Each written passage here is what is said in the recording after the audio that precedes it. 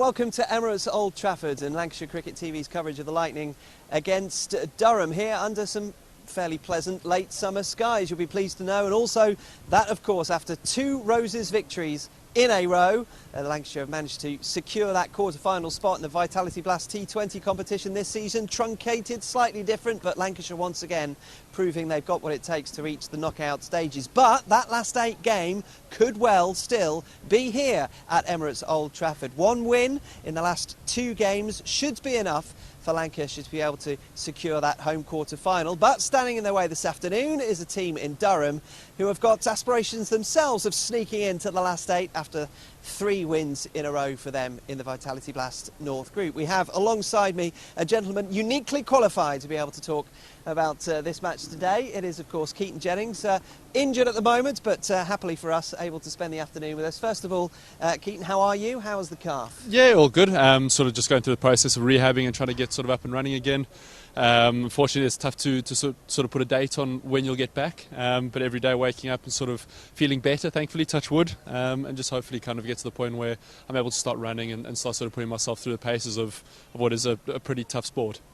It's a strange situation. After a whole summer of no domestic cricket here at Emirates Old Trafford, we've now got 2 games in 2 days, but it is nice to be back. I mean, there are certain creature comforts for you to all enjoy. Yeah, massively. Look, I mean, this is home, and you come to a world-class facility and a place that all of the players love playing in and love being around at, and these are the type of venues you want to play at. So, look, to be back at home and be back at such a world-class venue is absolutely fantastic, and to play here at Old Trafford is just fantastic. So, I mean, as Dano joins us, it'll be good to hear his sort of take on how he's gone here. Let's get him in then, shall we? And magically, is already a professional, he knows how to time his answers to Dane's arrival at the microphone. Dane, Durham have won the toss. They've decided to bat first. I would imagine you would have done the same had you won the toss, bearing in mind what's happened on that pitch over the course of the last 48 hours. Yeah, I think so. That's an obvious choice to bat first, but thinking about that, we also all debating if we bowl first, challenge ourselves a bit as well. And also maybe that Durham are a little unsure how to go about playing on this one. It's going to be difficult, but we'll back ourselves to play both ways. When you've just about to start a game after 140 overs or so on that pitch, I mean, it's a strange situation. So what do you make of it? What can you tell us about it?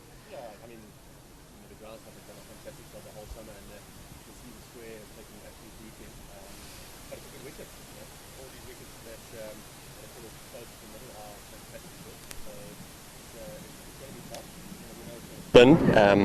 Obviously that was the same as last night, but I think it's still going to be a good wicket. I mean, both teams almost got we got 160 odd and they got very close. It's a strange thing that we always talk about momentum being this kind of mystical, intangible thing, but momentum might be actually more literal when it's less than 24 hours since you beat Yorkshire. Yeah, exactly. It's nice to get back-to-back games, especially after a good win, and it's nice to keep the ball rolling, and hopefully we can do the same again today. You qualified for the quarterfinals. I appreciate we spoke before the Nottinghamshire game about the idea of making sure that you get yourself a home quarterfinal. It's a lot closer now. Just perhaps one win will be enough out of these last 2 games. Yeah, I think so. Obviously we knew that this was going to be a big week for us. We had 4 big games coming up. Obviously the 2 Roses match, you don't get any bigger. So we've sort of ticked 2 boxes out of the 4, and this is the 3rd one that we just need to get over the line, and hopefully we can do that. We've got the pressure of that sort of pressure of qualifying out the way, and now we can just go out and hopefully play for a home quarter final. And how do you feel? I mean, particularly 2 wins against Yorkshire is great in any circumstance for a Lancashire captain, but particularly in the kind of never say die attitude and winning through the circumstance that you found last night as well. How much has that pleased you? Yeah, hugely. I mean, obviously batting and bowling, you want to take care of that things, but I think the desperation and the hunger we showed in the field was really good to see, and that just shows a good team vibe at the moment. Keith will tell you that we've got a good change room. The guys are buzzed and excited to play every single time and want to do well, want to sort of help their mates out, which is exactly what you want, and that's what you need in this type of format. We wish you well. I understand it's the same team as last night, so I don't have to ask you about any team changes. No, same team as last night, so hopefully we can put another good performance on. Go well, Dane. Thank you very much indeed. Yes. Appreciate your time Thank once you. again. Go on, That's Dane Villas, of course, the Lancashire captain, talking to us after Durham won the toss and have decided to bat first. You can understand, bearing in mind what happened last night, why they've decided to do that. Yeah, massively. Look, it's also not a night game as well, so generally dew doesn't quite come into to sort of play. So it will hold, and maybe the scores might be slightly lower than they were last night. So look, definitely the right choice to bat first, put a score on the board, and then sort of try and strangle the game later on as the sort of surface wears and the ball sort of gets a little bit softer. Lancashire, particularly this season, have done all sorts of magic by batting first, particularly in the first game against Durham, and this is an excuse that we can now show you Keaton Jennings' magnificent century from that day up at Chestnut Street. It was a great day for you because you'd had the opportunity to play a lot of T20 for Lancashire, but not for a while. For Durham batting. into So Jennings. Jennings goes high, over long. How pleasing was it to be able to get this century? Yeah, massively. Look, and it's, I mean, for me, any time you do well and sort of pull a team over the line and win a game of cricket, there's always that little sort of special factor that kind of gets added to it.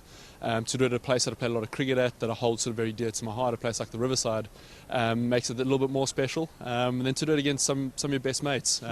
Should we point to Mark Wood bowling probably 95 mile an hour as he bowled the other Hitting night? him for 6 over the top of I'm not sure hitting him over for 6. I sort of got a little bit of a yip on, thinking he might bounce me after that. But no, look, I mean, it was a fantastic day for me personally, and a fantastic day for the side that we got off to such a good start. It's a very different Durham side, though, now, isn't it, from the kind of troubles that they had at the beginning of the North Group campaign, because they've won 3 in a row. They've won those games handsomely as well, and they're within the reckoning, and appreciate that it'll be difficult because they've got to beat Lancashire and probably Nottinghamshire in the last 2 games. But still, they have improved greatly. Yeah, massively. Look, I mean, they're side that want to win. They're side that sort of buzz around each other generally. Durham's always been known for that sort of family-type feel.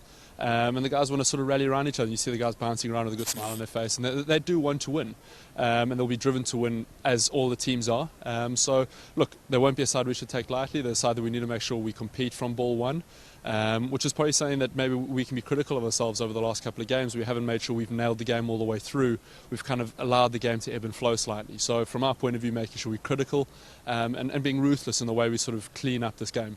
Yeah, it's always the sign of a successful side to try and improve, if at all possible, on what has been an excellent campaign so far. We're going to come back in a moment and talk more about today's game. We start at 4 o'clock this afternoon, and the sun is actually getting a little hotter, would you believe, as we get later into the afternoon here in Manchester. If you're watching all over the world, no doubt you've got all sorts of better temperatures, but we don't get it very much here, so we're probably quite glad that we do have a nice bit of sunshine. And whilst we bathe in it, we'll remind ourselves of what happened here last night on this very pitch, in this very stadium against Yorkshire.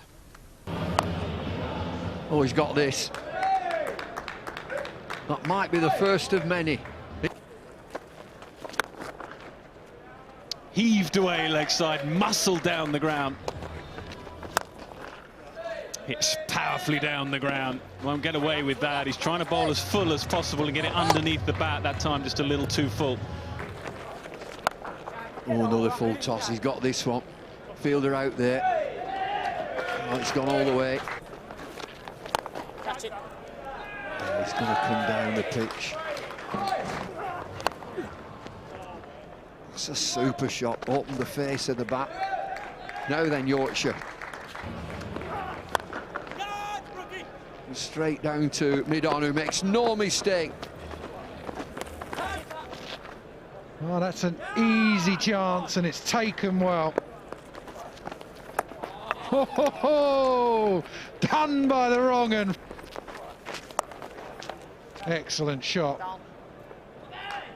Oh, that's all nearly well fielded. I reckon Lancashire would have been pretty happy with that in the end. They had a slight wobble, but anything over 160 is going to take some chasing. In the air. And gone. That has gone. Absolutely smashed over mid-wicket from Joe Root. Oh, big shot. High in the air, short boundary, onto the cover, 6 more.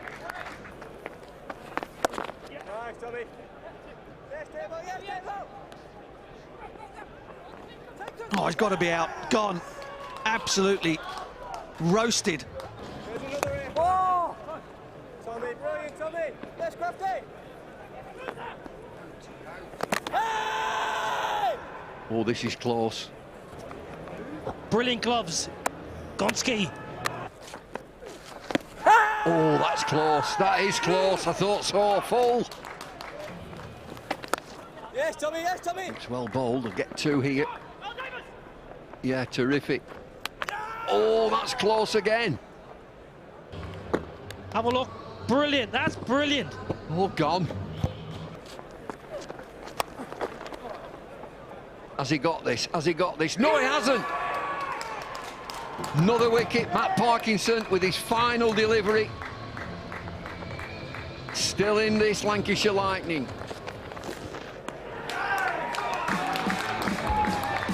Terrific win for Lancashire Lightning. They've held the nerve. Yorkshire were firm favourites. The wonderful partnership between Joe Root and Adam Lyth. But it's Lightning's night. And that made it 2-2 against Yorkshire, and I think Yorkshire have only won once in the last 3 years against Lancashire in the Vitality Blast. I said that Keaton Jennings was uniquely qualified to talk about this fixture between the Lightning and Durham. I was wrong, because we've got two people uniquely qualified. I think that's slightly grammatically incorrect. But Graham Onions, welcome. Thank you. Thank you for joining us. Thanks very much. I think Sahib Mahmood was basically trying to give at least an extra over's worth of warm-up to himself, so it prevented you from coming over and talking to him. No, he's good. I was quite happy. My hand's getting a bit sore. He's bowling some fast balls there, so he's good to go. How impressed have you been with those 2 wins over Yorkshire? Brilliant. Yeah, I mean, let's be honest, the first performance was a win, so we'll take it, but it could have been better. And then obviously last night's performance was outstanding. I thought the intensity in the field, the way that the spinners bowled after the power play were equally outstanding as well. So obviously qualification's great, but we want that home quarter. So I think today's obviously a huge game against a good opposition that have won three of the last 4, maybe, or 3 out of the last 3. Oh, there you go then. Yeah, yeah. They are in good form, but let's talk to Keith though about Liam Livingstone and be able to see just some of what Liam Livingstone managed to produce last night in a man of the match performance. Given that the opening partnership for Lancashire statistically has been so crucial to them over the course of their successful years, and the part that you played as well earlier on the season in that, I mean, what does Liam have that makes him so special at the top of the order? To be honest, it's sort of the aggression he shows towards a bowler. I think obviously my style is very different to his, but I mean, if you ask Bunny from a bowler's point of view, and somebody comes at you with that sort of aggression, that sort of firepower and that sort of skill as well, I mean, it takes a really good skill level to be able to manipulate the ball and then be able to hit it out the ground as well. So all that sort of mixed in makes a really good combination between him and Davo. So look, I mean, it's brilliant to have him back. I mean, you saw last night just the sort of the power he can have and the way he can sort of take that game sort of really quickly away from you. So it's brilliant, look, to have him back. And I mean, the way he's bowled as well, it's just absolutely fantastic.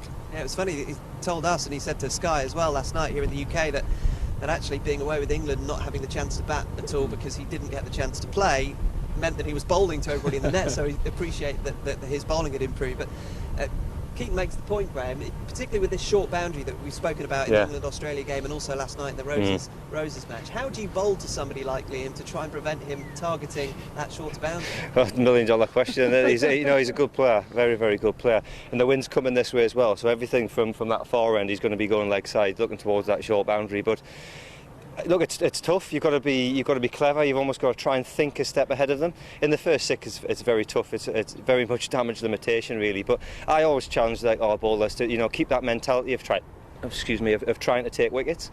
If you do that, you'll bowl your best ball, and that'll give you the best chance to try and limit the volume of scoring shots that he's got. But look, I've just been flicking at him as well, and he intimidates you just by obviously his stature, but also he hits the middle of the bat 9 times out of 10. If he does, it's going to fly out the park.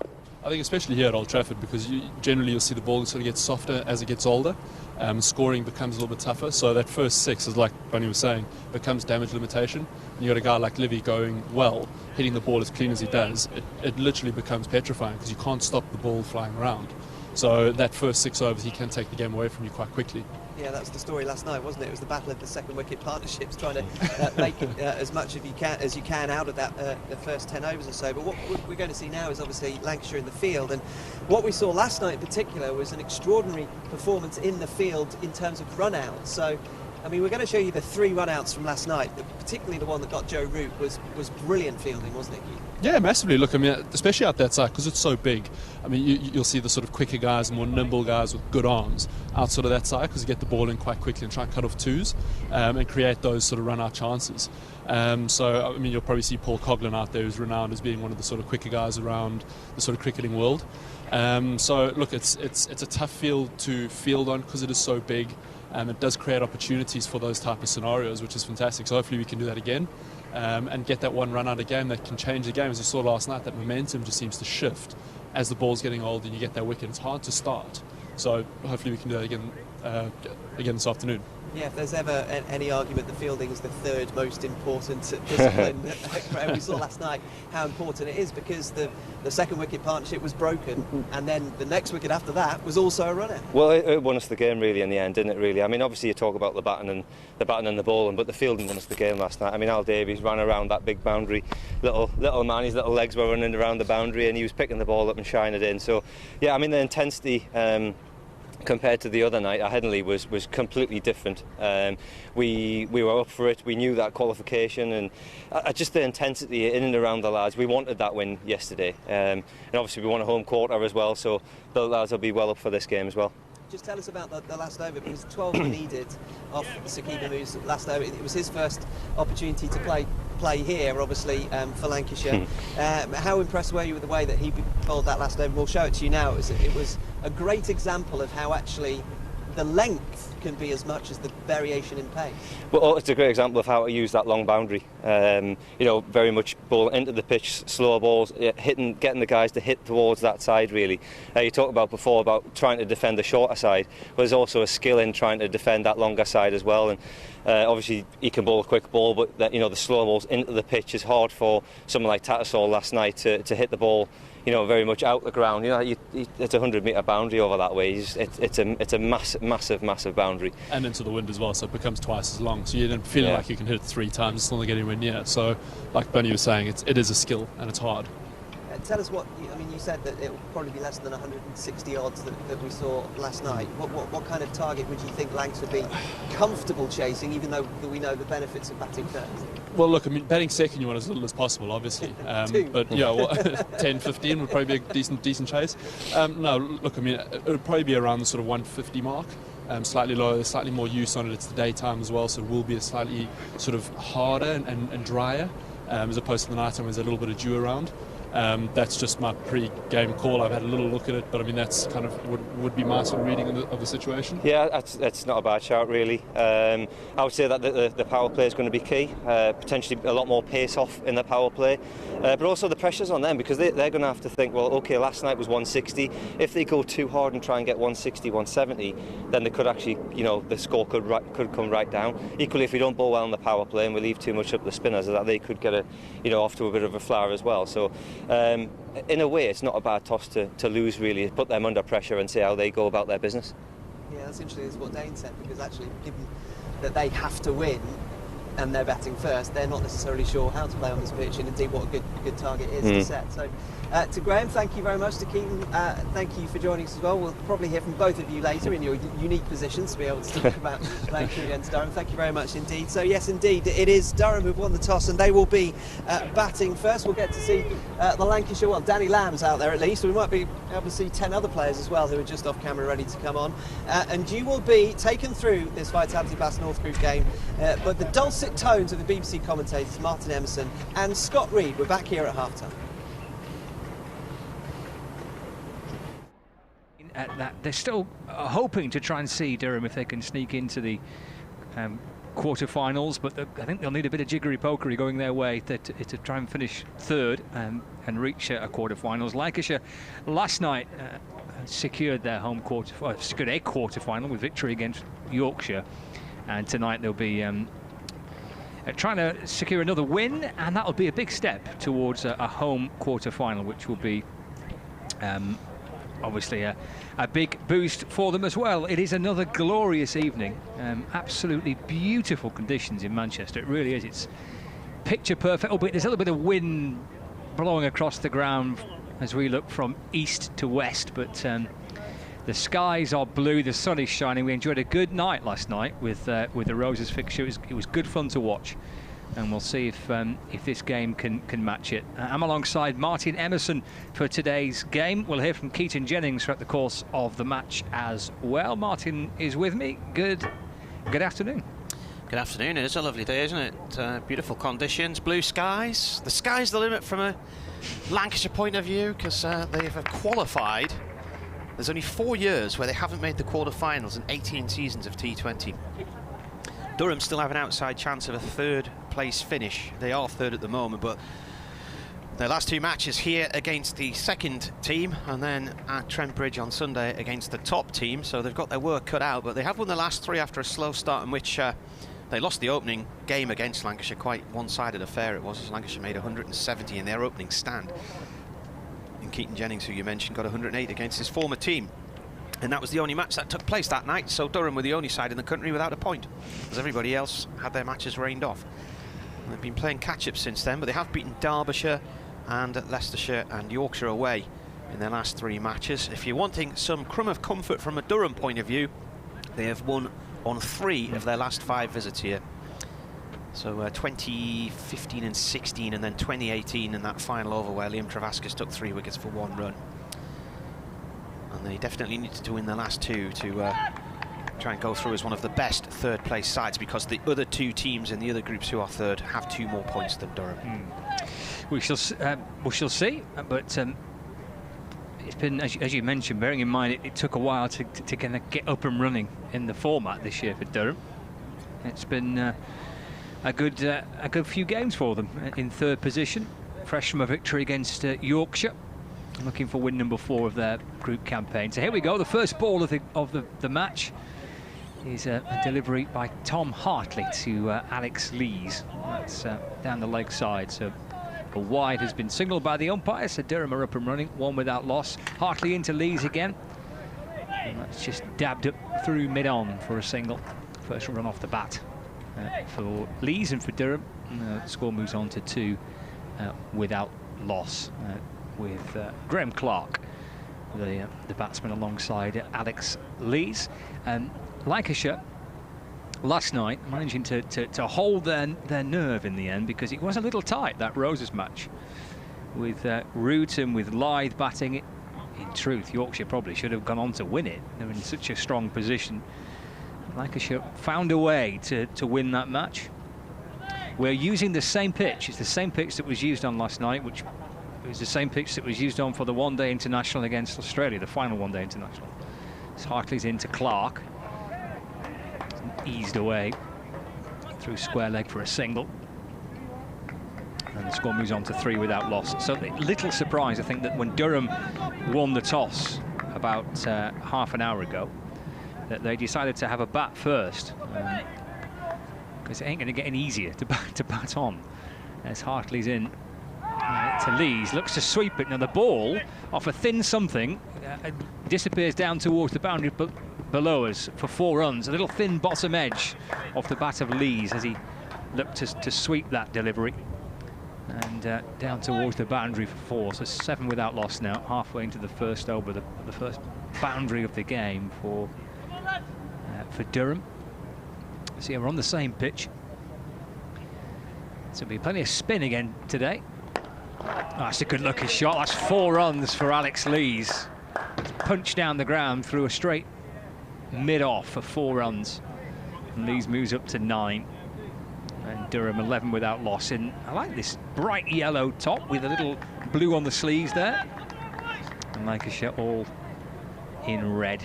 As Tom Hartley blows a little bit of air into his hands and twirls his way back in to Lees. He's down on one knee, trying to pull the ball. And he picks out Stephen Croft backward of square on the leg side. And there's no run. So here we go, the final ball of the first over. Hartley to Lees again. He gets a single. Just nudged away through the onside. Croft coming round from square leg to field. Throws in on the bounce to George Lavelle, who keeps the gloves. That's the end of the first over. With Durham 12 for 1 after 1 over. There's plenty of other games taking place today and indeed later on tonight, so we'll keep you across the games as they unfold. But just to run through the formalities of the 2 teams, Lancashire are unchanged. It's the same 11 that started last night. Starts again this evening. So Alex Davis, Liam Livingston, Stephen Croft, Dane Villas, Rob Jones, George Lavelle, Danny Lamb, Luke Wood, Tom Hartley, Saqib Mahmood and Matt Parkinson. There's Saqib Mahmood looking to open the bowling from the Statham end. Game number 2 for him. having come back into the Lancashire team last night for the Roses fixture. Having been away with England in that biosecure bubble. Here comes Mahmood striding in. Stay the men and balls. Lees just pushes away into the offside. And there is no run. As for Durham, well, they have Graham Clark along with Lees.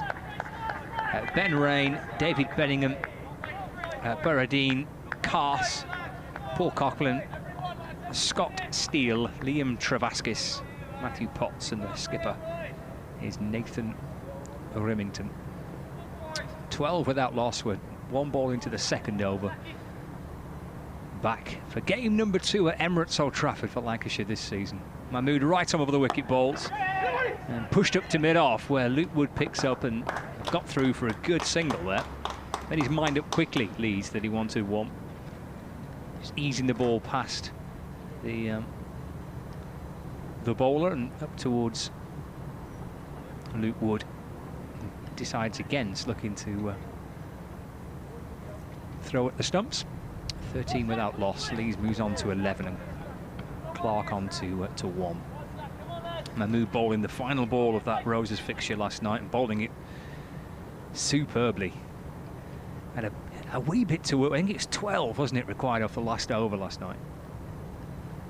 Back into to Clark. It's cut. It bounces just up towards the man at point. And there's no run, but Dane Villas last night was went to his main man, to Saqib Mahmood, to bowl that final over. Surely would have enjoyed being back in and amongst the Lancashire players, back playing, having been away in that England bubble, but not featuring in the one-day internationals against Australia. Sure, he was chuffed to get a game, get a run out last night. And Mahmood to Clark. Little step to the leg side and carves the ball quite ferociously through the offside. And that's 4 runs to that short boundary. Rob Jones there reaching down to scoop up the ball. But even though the offside field is well guarded, there's 4 inside the ring on the offside. As soon as Clark there was able just to find a gap between point and extra cover, it rattled its way towards the rope. If you beat the infield and there's no sweepers on that shorter side boundary, then you're going to get full value for it. Mahmood back into Clark, who swats it through mid-wicket this time. And then Stephen Croft tumbling at the edge of the square, picking up the ball. Clark moves to 6. The score moves on to 18 without loss. Got 1 ball left of the second over. Brings Alex Lees back on strike. Lancashire, the field for Lees for this final over, there's a deep backward square leg and there's a third man. There's a short fine leg, mid-wicket, mid-on, mid-off. And then cover, extra cover, and point. The bowling from the stay the men, the breeze brushing into Mahmood's right-hand side. An east to west breeze today. Mahmood in to Lees. That's cut down towards the wide third man boundary. Wants a second and comes back for 2. Yeah, the teammates appreciate that. That's good running by Clark. And that completes the second over. Clark has 6, Lees on 13. So 2 overs gone. Durham batting first, won the toss, decide to have a bat first. Or 20 without loss after 2 overs. The equation this evening for Lancashire, if they win, then they could find out by the close of play today whether they'll have a home quarter final, because it depends on what happens with the games involving Surrey and Kent. If either of those 2 sides fail to win the respective games that they're playing, and Lancashire do beat Durham here, and that'll be enough to make sure that they're back here for a home quarter final on the 1st of October. On a Thursday night. So we've seen 1 over from spin of Tom Hartley as Jordan Clark looks around towards the leg side boundary. So is Graham Clark. And it's going to be Luke Wood coming in from the Anderson end, and here's Martin Emmers. Here he comes, and he's gone for 6. That was pretty splendid from Graham Clark. effortlessly guided that one over his own shoulder and down towards the long leg boundary and into the lower tier of the stand on our left-hand side for 6 runs. Did you write down the score at the end of the first over? I did not, no. Good, because I didn't either, so that's handy. Excellent. So we've done well there. I can tell you it's 26 without loss after 2.1 overs. Yeah. End of the first over, 12 on the board. And then it was 20 at the end of the second. Well, that short leg side boundary might get a bit of peppering, I think, throughout the course of the game. Yeah, especially with that tailwind. Yeah, that's a great point. Yeah, that wind going from right to left as we look. You can see the flags on the roof of the pavilion, so it's an easterly breeze. It's pushing the ball as well through that leg side. Here comes Wood again. Oh, this is going to be out. He's mistimed it, Clark, and that's a cracking. Oh, has it been dropped or not? No, it's been taken. Cracking one-handed catch, backpedaling. And the catch has been taken by Dane Villas, who was at mid-on, and it just came too high off the bat, I think, from Graham Clark's point of view. So he departs, and he just had to... Well, he sort of slightly misjudged that, didn't he? Initially, he just stepped back gradually, casually, as if it was just going to come straight to him, and suddenly he's leaping in the air. But Clark departs for 12. It was a great catch in the end, wasn't it? 'Cause I think he thought, well, I've got this pretty comfortably. If you look back on the replay here, I've got this. Oh, hang on. I might just have to go and stick out my hand and jump a little higher than I expected. And he stands up with a slightly cheeky smile on his face there, Dane Villas. I think that just got a little, I don't know, when it got pushed in that wind we mentioned, or just lifted slightly in the wind and pushed beyond him, but it looked like a pretty comfortable catch, and at the very last moment had to stick out his mitt and take a good one-handed catch. Batsman crossed, so Alex Lees will be on strike. Ben Rain is at the other end. He's had a 71 in a win against Derbyshire, which included a record 8 sixes, a Durham equalling record. With John Hastings did the same thing against Northampton 2014, and then he got 50 last week as well against Derbyshire, as Wood comes in and Lees plays the ball down into the ground, right into the crease, and it just rolls off a couple of wickets on the offside. 1 run. Very nice sunny day, and it is the perfect drying day, without a shadow. Have you got your smalls out, Martin? Yes. Excellent. I've got them flying away on the top of Saddleworth Moor there, and I'll collect them on the way home.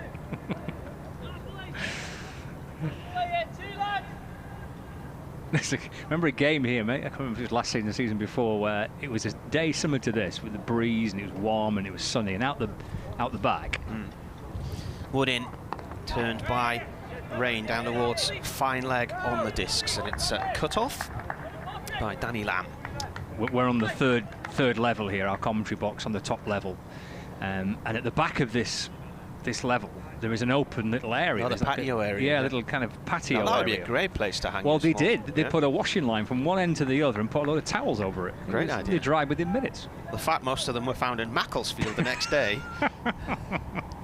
28 for 1, 2.4 overs. BBC Radio Lancashire, BBC Radio Newcastle. Wood coming in here from the pavilion end. Left arm over to Lees. It thuds into his pad and runs off towards mid-wicket. A leg by is about to be signalled, and there it is. Our umpires tonight are Steve O'Shaughnessy and James Middlebrook. James is officiating behind the stumps at the moment. Former Yorkshire spinner, then he went to, where was he, Essex, and then Northants. Played against Durham in the MCC pink ball game in Abu Dhabi in 2010, the first pink ball match under the lights there. Steve O'Shaughnessy is actually standing at point as Rain faces Wood. Leading edge off the pad and off towards backward point. End of the over. 3 gone, 29 for 1. John has emailed. He lives up in Bolton. And he says, how do, Sonner? I trust you well. And welcome to the sunny northwest. I'm watching you on the Lanky YouTube channel. You have the perfect face for radio. Haven't heard that one before, John. John's on all day, everybody, at the end of the pier at Blackpool, which I gather isn't shut at the moment, Blackpool.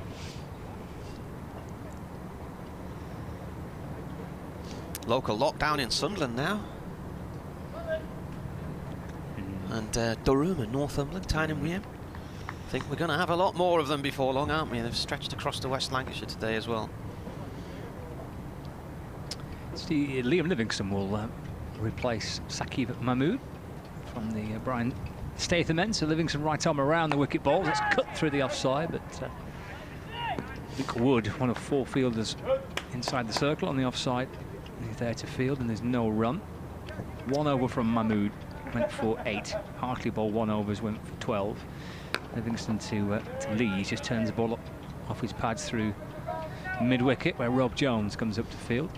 I watched the highlights of the game from last night. Yorkshire were extremely unlucky. 3 very good LBW. I believe so, in the first six overs of the power play. 2 of them were absolutely plumb. I believe there was some that would... yeah, we didn't have the monitor in the commentary box last night, so we couldn't see them back. There's Livingston bowls, and Rain attempts to sweep. Didn't read the spin there, did he? Not, no. Gathered by the keeper, who's George Lavelle again, still with the gloves, keeping wicket. Made his T20 debut last night. Livingston back in again. And then cut. Doesn't get beyond that ring of red Lancashire shirts on the offside. And a dot ball, 30 for 1. 2 balls left for the 4th. Ben Rain on 1. Alex Lees at the non-striker's end and beaten on 15. Livingston back in.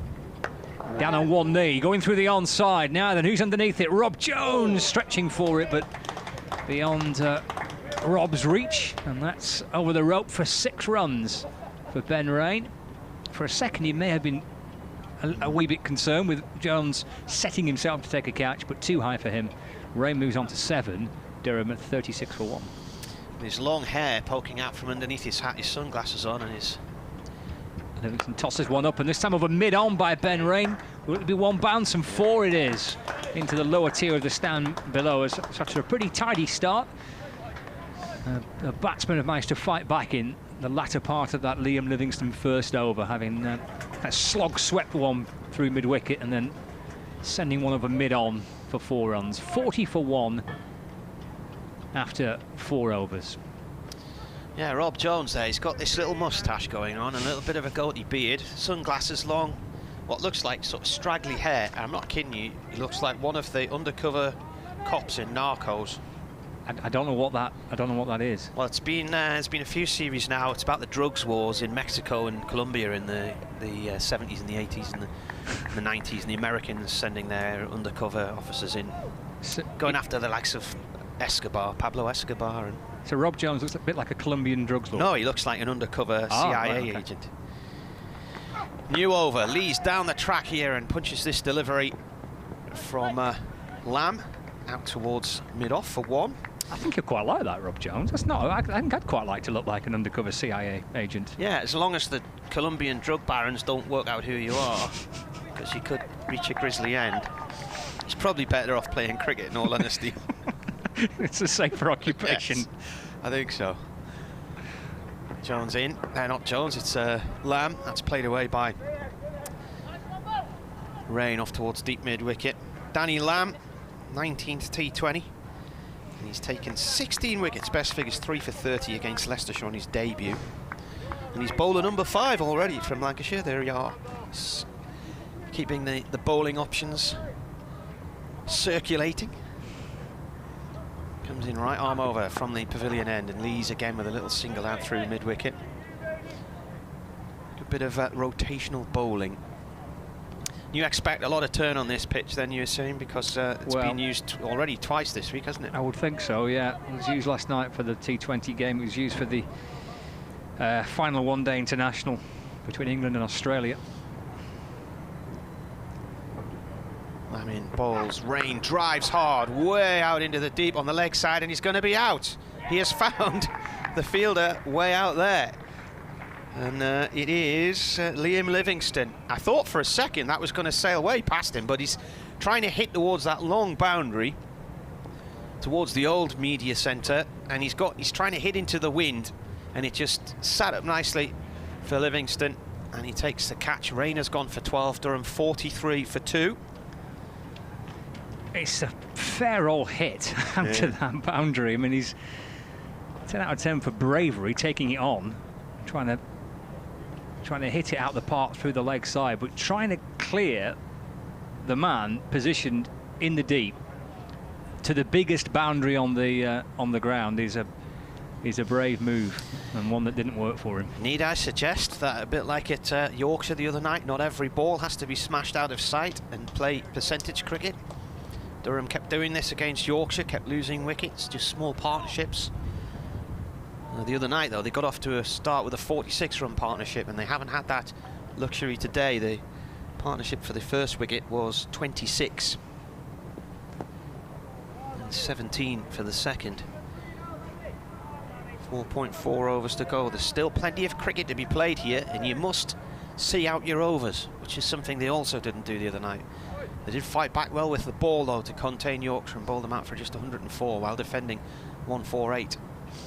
Lamb at 2, Lees just lets the ball pop off the bat and out towards the leg side for 1 run. It's picked up by Alex Davies.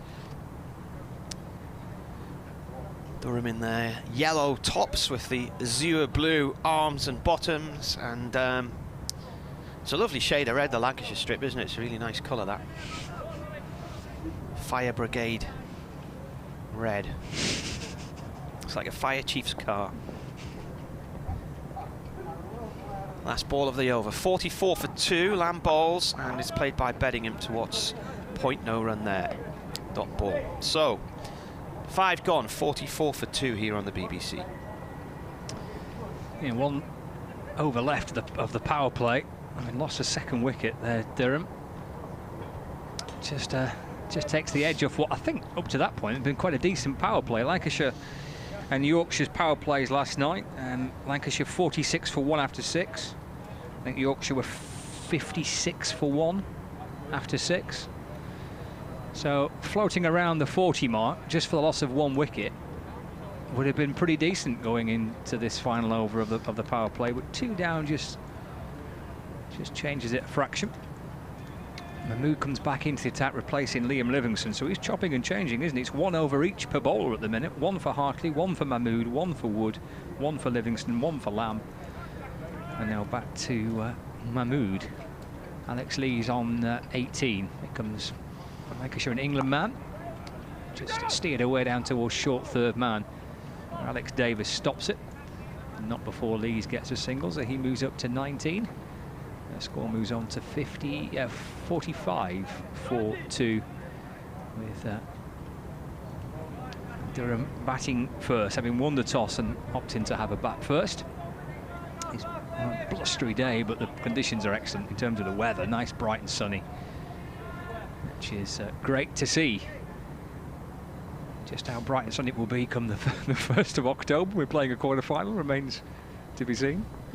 But pretty pleasant now. Mahmood in to Beddingham. It's cracked away through the offside. It's a good tumbling stop by Liam Livingstone, actually. He's got something on that to take the pace off the ball, and that was hit pretty firmly by Beddingham. And he's come back for a second as well. 47 for 2 now, and Beddingham off the mark with that too.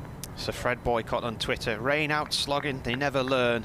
And then he adds, I hope Durham have checked they are playing to lanky rules tonight, and that means LBW doesn't count. I've not seen these back, but I believe that Yorkshire are a bit unlucky. Slightly. When they did the DRS replay thing, the rattle of Bales was quite prominent. Mahmood, right arm over the wicket to Beddingham.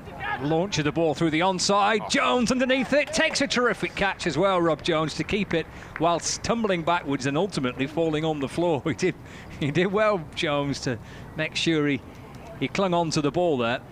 And that's the 3rd wicket to fall in the power play. And what was a pretty decent first part of the power play is being unpicked here for Durham. And Jones did well to hold it. Mahmood picks up a wicket. Beddingham goes for 2. And halfway into the 6th, Durham are 47 for 3. And Jones just running back, the ball dropping over his shoulder. He got both hands to it, and then, well, he hit the ground with a bump from Rob Jones, but kept hold of the ball. Beddingham departs following Ben Rain for 12 and Graham Clark for 12. But it's such a shame this from a Durham point of view, because they need to alter their tactics here, because they're just trying to smash every ball out of sight. You've had 2 players going for big hits on that right-hand side of the ground there into a stiff breeze, and neither's cleared the fielder. And then similarly, you know, Clark on 12 tries to launch one. You've got to be sensible here, and you've got to really apply your mind and think about the risks you're taking. And yeah, it's, you know, it calls for aggressive cricket, but not when you're 3 down after 5.3 overs. It's kamikaze at times. Yeah, it just what was it, 40 for 1, 42 for 1, something like that, coming up towards the 5th over. 47 for 3 with 3 balls left of the 6. Is a slight mess of the power play, but here's Mahmood into to Lees. Chopped away through the offside. Pick up and throw by Rob Jones towards the keeper's end. Lees gets a single, so he moves to 20. Durham 48 for 3. 2 balls left of the 6th over. Farhan Bahadian's the new batsman. So the 1 run's been added, hasn't it, since he came out? It's 47 for 3 with us when the wicket went? Yes, yeah. He's got that single with the batsman crossed. So Baradian on strike. Just scratching around in his crease, taking guard from umpire O'Shaughnessy. There's a deep backward square leg, and there's a 3rd man, everybody else inside the ring. This, the final over before the fielding restrictions are released, or eased. He's going back and working the ball off his hip. Baradian down towards short fine leg. And he's off the mark straight away. 49 for 3 now. The ball left to go of the 6th over. These two 2nd and 3rd in the North Group heading into this this fixture. Notts Outlaws are top. They've qualified for the quarterfinals. Lancashire are 2nd. They've qualified for the quarterfinals as well. And Durham in 3rd place. 2 on that leg side boundary behind square and at mid wicket. Mahmood to Lees. Just eases the ball off his hip. Just in front of square on the leg side for 1 run. And that brings up the 50, and that completes the 6 overs of power play for Durham as well. 50 for 3 after 6. Lees has 21, but 3 wickets have fallen, which is a wee bit costly in the power play. It's not fatal, far from it. 50 runs on the ball, but it's at least a wicket more than what Durham would have liked to have lost in those first 6 overs. Tom Hartley comes back into the attack for Lancashire. He bowled the first over of the game from the Anderson end, and he returns for Lancashire now. Bit of spin.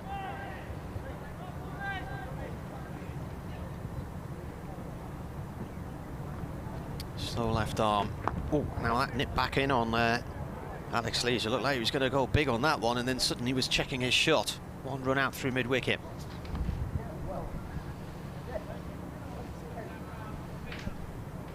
We more or less have this media centre to ourselves, a written presser in the pavilion at the other end. Never the twain shall meet. Stiff breeze from the east by the looks of things. Bit of hazy cloud quite high, so plenty of blue sky on show as well. Pleasant evening on a Friday evening here in Manchester. Hartley bowls to Guardian, who plays that up to long on for 1.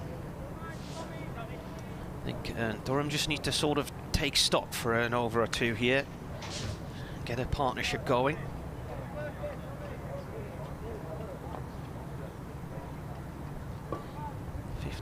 For 3, 6.2 overs. Hartley round the wicket bowls.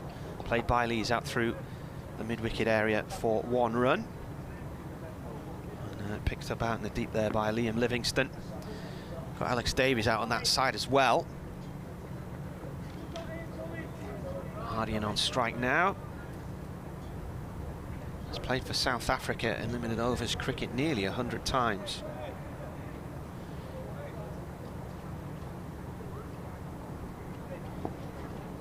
So far in this format for Durham, his highest score's been 17. Hartley round the wicket, and that's defended. back foot up towards mid-on. Dot ball. Picked up by Dane Villas. Got 2 on the deep on the leg side, plus a long on and a long off. Now that is going to long off along the floor. Very sedately, 1 run. Lees now comes back on 2 strike. 1 ball left of this 7th over. Here on BBC Radio Lancashire, BBC Manchester and BBC Radio Newcastle. 4 o'clock start if you just joined us. Durham won the toss and decided a bat, and that's pulled by Lees nicely. He's angled that beyond fine leg on the discs and away for 4. So that's the first boundary for a few overs, but Durham needed to just take stock because they were losing wickets too regularly. The last boundary was at the end of the 4th over, and it was Rain who got a 6 and then a 4, and then he was out the following over. So 7 gone, 58 for 3. Thanks, Martin. We'll bring Keaton Jennings in for a few overs, and then Martin will come back and join us at 58 for 3 here at Emirates Old Trafford. Look at that for a picture. Looks lovely, doesn't it? Blue sky. I think you just about pick out there on the roof of the hotel, the top left corner of the hotel, where the flag is billowing quite strongly in that easterly breeze here in Manchester. But the ground looks an absolute picture. The only thing that's missing is some spectators, which would just be perfect. It would make the whole thing look even better. But 58 for 3 after 7. Bahardine on 3 and Lees on 27. And we see Liam Livingston come back into the attack from the Brian Statham end of Old Trafford, with Bahardine on strike. Leg side field is a deep backward square, deep mid-wicket. And this is tickled away just in front of square through the onside for 1 run. Lees moves on to 20. So they've beaten me to it. The scoreboard have beaten me to it. Bahardine moves on to 4. The score moves on to 59 for 3. Keaton Jennings. Top of the morning to you, Scott. How you doing, mate? I'm very well, thank you, mate. How are you? Yeah, can't complain. I can't complain. Doesn't it look great? It does indeed. It looks a hell of a lot better when you're down on the field and you're playing, but it definitely does look great. Livingston around the wicket as Lees attempts to sweep. Picks out deep backward square leg. Lees moves on to 28, 60 for 3. Let's get it out the way. How are you? Are you? I'm all right. Okay. So I had a sort of bit of a calf strain. I mean, every day sort of improving slowly and just trying to sort of be fit as quickly as I can, really. Livingston into Bahardine, who drives down the ground, and Villas comes up. Just an extra run on the board, 61 for 3. So pretty tough to sort of put I suppose, a time period on it, but I'm a fairly diligent and professional lad, so trying to go through the right process and just trying to make sure that I give myself the best chance, really. Because this happened at Trent Bridge, didn't it? As Livingston bowls to Lees, that's cut through the offside out towards deep extra cover for 2 runs. The score moves on to 63 for 3. It was a game at Trent Bridge, wasn't it? It was, yeah. I actually set off for a run, and I thought the bowler had grabbed my calf. That was the kind of feeling of like setting off for a run, and I thought he had grabbed me. So I turned around, and there was no one around me. So it was at that point I kind of thought I'm in a little bit of trouble, really. Right. So straight away you knew. Livingston to Lees. Played a little uppishly, but safe enough through the onside with the field set back. Lees to 31 now. The score moves on to 64 for 3. Because we had the runner came out, didn't we? Which always brings a bit of chaos and confusion out to the middle. It was actually the first time I've ever had a runner. Was it really? It was, wow, yeah. okay. It was quite interesting, actually. It's Bahardine just nudging the ball through square leg for 1 run. He's kept the strike as well. It's the end of the 8th over. Bahardine has 6 and Lees has 31, 65 for 3 after 8. And there was no kamikaze run-outs, were they? No, thankfully. Look, thankfully there wasn't too much of a crowd in either, so at least you can hear each other calling. And I think that's where it kind of gets chaos, where you've got a few thousand people in and you're kind of shouting over each other, and you've got 3 guys calling, and then you've got somebody calling from the opposition as well, trying to mess things up. So it can become quite entertaining, but thankfully it wasn't all that bad this time round. And since then, two wins against Yorkshire, 2 wins in a week over Yorkshire. Happy days. Yeah, definitely. Look, it's been brilliant. I mean, any Roses win is a good one, but to have 2 in the same week has been fantastic, and to have them both in Sky is even better. One home, one away. So yeah, It's been good. It's a good night, wasn't it, last night? Oh, it was brilliant. I came in just before the start of the game and then left just before the start and got home to watch it. So, no, look, I mean, to see Emirates Old Trafford looking as good as it is after the sort of summer that it's had, you can see the square looks pretty bare. It's been fantastic, man. Matty Parkinson, for the first time today, comes in and bowls some leg spin. And this is Behardine going off the back foot and trying to muscle it through mid-wicket for a single. He moves to 7, 66 for 3. We're in the 9th. 2 overs from Livingston and now Parkinson into the attack. He's got Lees on strike here. A spinner on this particular pitch with that particular boundary to one side, it's a perilous occupation, isn't it, in this game? Parkinson to Lees. We'll try and force it up towards wide long on for a single. Lees to 32, 67 for 3. Yeah, definitely. Like you're saying, I mean, Parky will just try and sort of bowl into Leesy's hip here. Just try and really cramp him up into that hip area and just make sure he hits him out to the long boundary. I mean, it feels like when you stand out there into the wind, you could take your driver out and have 3 or 4 hits and still not get anywhere near the boundary. So it can become quite hard work. And then to obviously Behardine, you'll try and make him hit against the spin to the short side. Push it beyond the reach of Parkinson, who, well, I think there's yelps of catch, but it would have been a terrific stop by Mike Parkinson if he got kind of fingertip on that, low down to his left.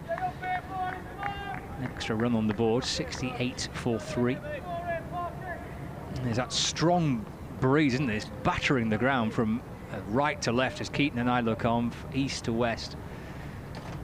As Lees waits unbeaten on 32. Sweeping out through the onside. Alex Davis sprinting around, puts a little dive in and pushes the ball out to his mate Liam Livingston, who picks it up and throws in on the bounce to the keeper and come back for 2. I mean, you can see how far off the boundary they are. I'm not sure if the cameras have panned in, but you see how far off the boundary Dave and Liam Livingston are there. I mean, they're 20 or 30 metres off the boundary, and that you still struggle to cut down 2s. It just sort of gives you an indication of how big the surface is. Parkinson over the wicket to Lees, going back and just chopping the ball through extra cover, but stopped by the Lancashire skipper, Dane Villas, no run. Yeah, Ben Rain trying to hit out to that big boundary. Was caught by Livingston. It's a monster hit to reach the rope from there on that leg side. Lees is sweeping behind square. Davis fields, and Lees gets a single. Keeps the strike as well, so he's moved to 35. 9 overs gone, 71 for 3. Yeah, look, I mean, Ben Rain is probably trying to do the right thing, although just the wrong side. I think that this is the type of ground where you need to attack up front, because, I mean, you'll see the ball get softer and more sort of ragged and becomes quite hard to hit. So you'll see try and sort of attack up front, almost take your risk early, and then just try and hold the game. I think generally that's kind of what we did well last year at home, was attack up front would be sort of 60, 70 after the power play, and then you just try and hold the game as long as you can and try and take as deep as you can, because the surface does aid you in I suppose, taking the game deep, so you're going at 6s or 7s. If Livingston balls, this is nudged up towards Liam Livingston. No run. So I'll just update Radio Lancashire. 71 for 3. We're in the 10th. Alex Lees on 35 and Behardine on 8. This after Durham won the toss and opted to have a bat first. The 3 wickets that they've lost: Graham Clark for 12, Ben Rain for 12, and David Benningham for 2, with a wicket for Wood, Lamb, and Mahmood. Lancashire know a victory today will almost certainly secure them a home quarter-final. Of course, last night they beat Yorkshire to secure a place in the quarter-finals, looking for another win to make sure they're back here in a couple of weeks' time for the home quarter-finals. So we're in the 10th, and Durham 71 for 3. So, I mean, you see there's been 3 dot balls in Leesy, and this is that middle period that I'm talking about. If you can go at 6s or 7s, you almost get ahead of the game, although you feel as a batter that you may be dragging the game back onto yourself, but actually this is miles ahead of the game. So now, I mean, you've got 1 or 4 balls, and that's kind of where the game goes sort of south for you as a batter, because now you feel like you've got to take a risk, and Scott Steele hitting into the massive leg side. Now this could be really hard work for him. With deep backward square leg, deep mid-wicket, and long on down below us, long off and deep point as well. And Livingston just going up and scratching around at the in the crease. They just can have a little tweak of the feel as well. George Lavelle passing on a few extra instructions. I think Dane Villas, he's calling up deep backward square leg to move in 4 or 5 yards. It's cut out through the offside for a single. 73 for 3, 1 ball left of the 10th. So you see Liam to the left hand is bowling off spin, so trying to take the ball turning away from the bat. And then to the right hander he's bowling leg spin, which is again is taking the ball away from the bat. So I mean, now we've gone for 2 in this over. Hope he can close out and go for another single here. And again, swept. Will it be cut off on that leg side boundary? It will. Come back for 2 as the throw comes in towards George Lavelle, but good work out in the deep. Combination of Stephen Croft and Dane Villas there, restricting Durham for just 2. So yeah, good over for Liam Livingstone and for Lancashire. 10 gone, halfway stage. Durham batting first, 75 for 3. Yeah, how much does as well when you're thinking about how to go about it? And a lot of things are kind of preset, and then you have to develop and adapt as the game progresses. But when you've got an old pitch like this and a short boundary to one side, for a captain, how much does that influence your plans? Oh, massively. I mean, every sort of decision you make is based around the sort of conditions that you face at that time. Could be the fact that there's a new batter in, could be the fact that somebody's going really well against a certain bowler, but the fact that there's a massive cross breeze towards a short side. Dane will be thinking about that all the time and trying to sort of make it as hard as possible to utilise that sort of asset. Parkinson bowling and Berhadine off the front foot, trying to push it into the offside, but not beyond Villas, no run. So you see one thing on these sort of surfaces that Parky does really well, he takes all the pace away from you as a batter, so you cannot generate, with the size of the field, you can't generate that power, and he just makes you put everything on the ball. Parkinson twirls and balls and pushes it into the onside. Parkinson will feel off his own bowling and there's no run. Get the impression Matty Parkinson just absolutely loves being out there in the middle of it as well. Especially at Emirates Old Trafford, he absolutely loves it. And he does it really well. He does the real tough and real horrible overs incredibly well. Back into Berhadine, the 4 ball, which is eased along the ground through mid-on for a single. 76 for 3. We're halfway into the 11th over. Brings Alex Lees back on strike, 38 not out. And the sunshine in Manchester on a breezy day, the penultimate group game for both these sides. Lancashire to play Leicestershire here on Sunday at 1 o'clock to bring down their group stage, and then a quarter-final against somewhere, all to be decided. Parkinson's into Lees, trying to whip it into the onside. Ball just deflects out into the leg side, and Lavelle comes from behind the stumps to field. So this is a big ball now for Park. If you can go for 1 here, I mean, there's 5 runs from the last 11 balls. If you can go for 1 here, suddenly you start looking at sort of 3 and over, and that's where the guys can really sort of feel that pinch. Down on one knee goes Lees, smears the ball through square leg.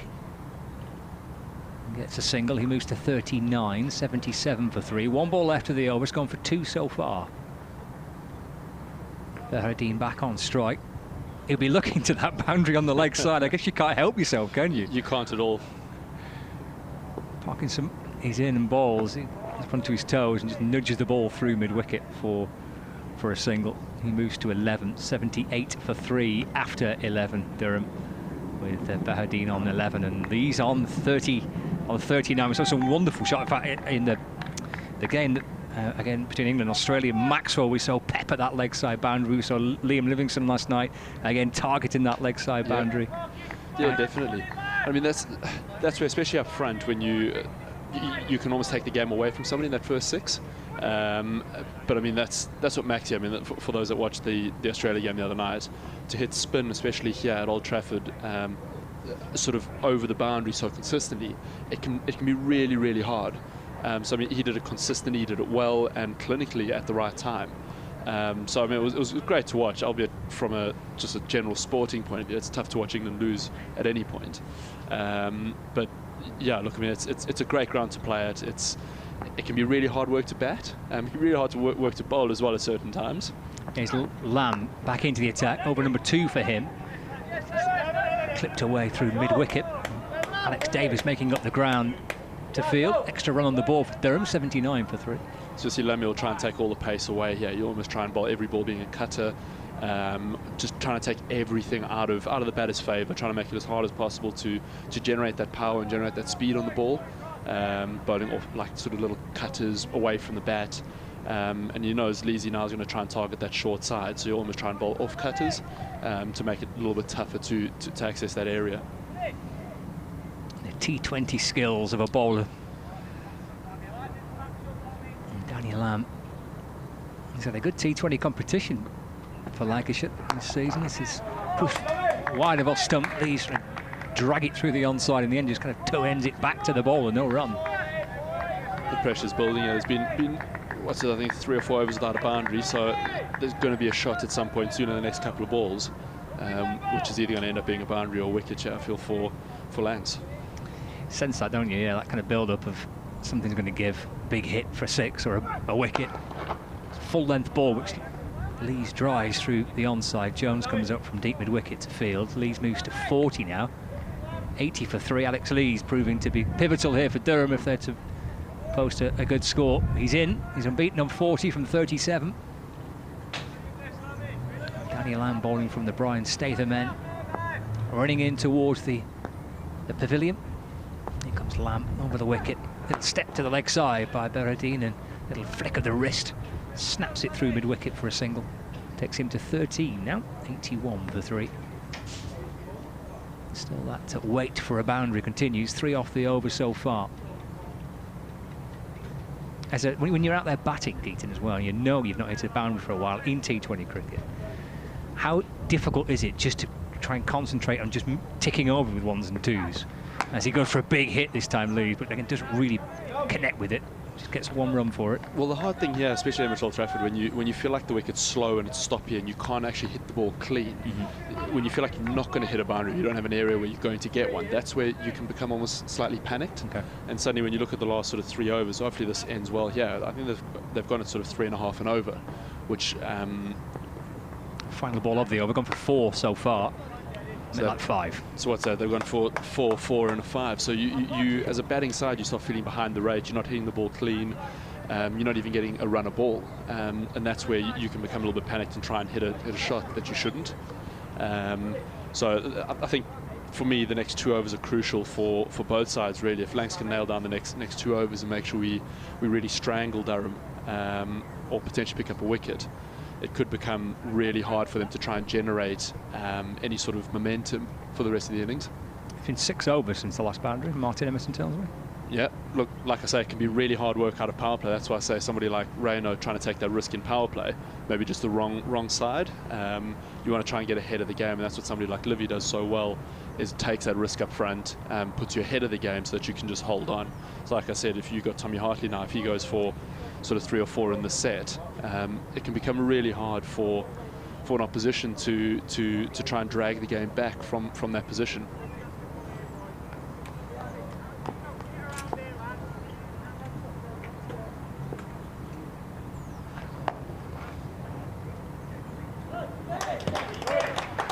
So as we were saying, that's the first boundary in 6 overs. So 6 overs, yeah. Martin's put the mockers on us there. Scotty, you want to come back? Martin's kind of messed that up for us there, Matt. Just switching over microphones there. Yeah, so 6 overs since the boundary, and Berhardian on strike with that one. And the next ball he plays towards the point area, deep point for 1. How do you pronounce his surname? There's so many different pronunciations of it. You being South African. It would be Berhardian. Berhardian. What have you been saying? Berhardian. Berhardine. Berhardine. Berhardine. I'm assuming that's right. That's I wouldn't trust me too often, to be fair. Reverse paddle by Lees down towards the fine leg area. Hartley bowling here, 2.3 overs, none for 26. Durham 89 for 3. I think they had to take stock after they lost 3 quick wickets, all trying to slog 2 of them into the wind. Hartley bowls, and that's absolutely nailed by Berhardi, and away for 4. Smashes that straight over the top of mid-wicket. Is that Danny Lamb in there? It was going like a shell as it went past him. It is indeed. So like I said, this becomes that sort of pivotal over where if you can pick up a wicket or get a couple of boundaries, that momentum feels like it could shift. So really crucial couple of balls here. Again, a little flick of the wrists there from the South African, goes behind square leg for 1. It's almost like a sort of little fly fishing cast, that, wasn't it? little whippy motion there. It was indeed. He just flicked it off and get one. It's really well played, because you kind of put the game back in your favour slightly by just getting off strike and relieving that pressure. And the next ball is played by Lees out through deep mid-wicket 4-1. It is a long way to the boundary on that right-hand side of the ground. You're looking 30 yards, 6. That's probably about an 80, 90 yard boundary into that stiff breeze. Feels about 180 yards into the stiff breeze, to be fair. It's a sort of, I heard you mentioning about having a driver earlier. There's a hole at South Shields Golf Club where, depending on the wind, you can be using a 9-iron or a pitching wedge for a par 3 or a 5 wood. So, I don't know if you ever played up there in your days in the north. I haven't, to be fair. I've played a couple of courses up north, but not South Shields. I have nicked off to Matty Mitchell at South Shields on the little ridge at South Shields Cricket Club, but that's probably about as close as the much time I've spent in South Shields. Drama last week, Matty Mitchell was bowling for Whitburn, and he bowled a lad called Mac Phail, who was playing for Lanchester in the semi-final of the Cup, and the bail jumped up and then came back down at an angle and lodged between the stumps and didn't fall off. The last pair at the crease, and Lanchester went on to win the match. New over, and it's he's given up. It was Livingston was about to bowl there. I don't know what put him off. From the Brian Statham end. Right arm round the wicket, comes in and bowls. Full toss to Lees, played down towards the long on area and cut off by Jones. Have you seen Narcos? I have. Yeah. I have. So do you think he looks like an undercover CIA officer from Narcos with his long hair? He doesn't quite, but. Next ball from Livingston to Lees. It's going to get a quick single here. Shame. Jones has actually been really good. He's got himself into incredible shape over the lockdown and sort of took it as a real positive step. And he's just sort of really tried hard, worked on his game, and really sort of pushed forward. So look, I mean, he's a great lad. And you see the standard of his fielding and the way he sort of throws himself around. He's just brilliant to have around. Livingston right arm over. Oof, and Berdian was looking to go cut hard on that one, and in the end he checked himself and the ball seemed to bounce up and hit him in the glove. That's really turned. I think it's turned out a little bit of the foot marks there. It's really turned and bounced, so it's going to be quite hard work. Livingston's recently been with England. Was it for the Ireland ODIs, was he? He's been in the bubble all the way through, really. Right. Yeah, the Starlings in the floodlights as he bowls again. It's a quicker delivery this time, and defended by Berdian, who ran there. So I think that was a leggy. I think Livy's started to bowl leggies to him now, hence the field change, bringing the mid-wicket over into backward point and sort of trying to stock up that area. Almost try and bolster a little bit straight and make him hit leg side. This is a little dab on the leg side for 1 run. So the bowler goes to retrieve his own delivery. What do you think is going to be a good score in here tonight then, given how grippy it is? Well, I mean, last night, what was it, 168 or 165, whatever it was, to win the game. I said it would be slightly lower, given the fact that it's a daytime game. There's not as much dew coming into the play. So I sort of said 140, 150 would be your sort of par score type of thing. And Lees has looked to sweep at one down the leg side. It's been missed by the keeper, and it's been signalled as a wide. And Durham run 2 as well. Durham just have this knack of scoring 147. It's incredible how many times they've done it over the years. Twice this season at Headingley, lost to Leicestershire and then beat Yorkshire. Yeah. Same score, weird. In comes the bowler again. That's launched over the top of the bowler and down towards long onto Jones for 1 by Lees. I think in my match notes from here from 2 years ago, I was just looking back through them this morning, their average score when they came here and won 2 years ago was 154, but it's dropped a little bit since then. 103 for 3 after 14 here on BBC Radio Lancashire, BBC Radio Newcastle. This partnership, well, it started with the score on 47 for 3, so they've added 56. Matt Parkinson back into the attack from the pavilion end. Actually, very good move now, because that partnership, like you're saying, is building to what, 53. So we obviously need a wicket now, need it fairly soon to sort of not drag the game back, but sort of slow that momentum down. So bringing back Parky, who is one of our main wicket takers, to try and almost force a risk from Lees and Bahadine in order to try and get that wicket now. Lee's on strike on 47, comes down the wicket and nudges that one off towards the deep for 1 to long on. He's had, I think it's 3 half-centuries this season, Alex Lees.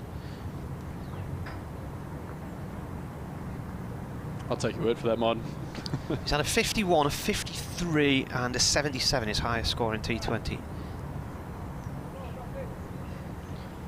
So this is a big 5 balls now for Lancs. If we can get a wicket here, especially one of these two, you could really see a big strangle on the new man in.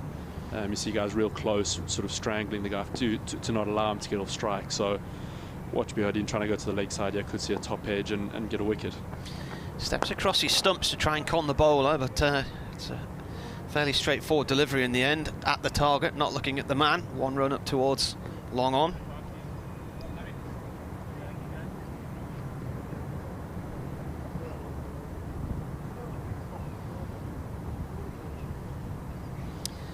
Lee's on strike then. The bowler comes in, and that is thumped hard out through deep mid wicket. Wide long on, and he'll get 2. He's looking for a 3rd, is he? Or Bihardine set off, but Lee's has stopped. He's got to 50. Can you pass me that notepad there, please? 50 in 45 balls, 3 4s. So the sign there of just how difficult it is to get boundaries away, that is only 3 4s.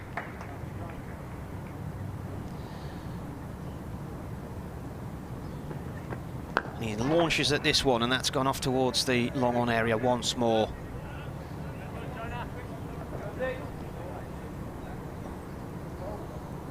So it's his 4th of the season. He's been in good nick this year. I thought the bowlers would have it easier this year than the batsmen, but Parkinson again. Oh, Bihardine's gone big with that one, and he could well be caught out. It's the deep, and he is at wide, long on cow corner, and he's gone. So Stephen Croft with a catch. I'm sure there was a little top edge slog that I called at the start of the over. You did, but I think you also called it 2 overs ago as well. So. Well, I suppose if you call it often enough.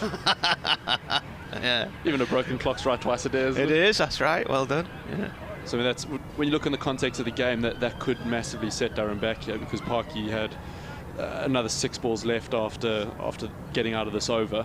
You could knock 2 singles, and suddenly you could put Lancs under real pressure. Now you got a new man in.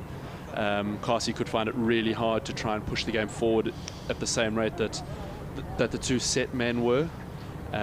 So when you look at our side, potentially you could have looked as a batter to almost just see Parky off and try and sort of put the pressure back on us with another man.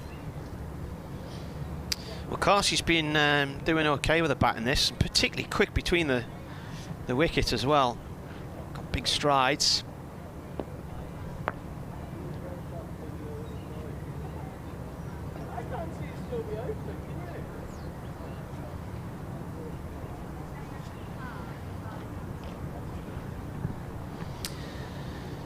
So, how many balls left? 1 ball left of this 15th over. 108 for 4. Bihardine going for 26. And Lees has 51.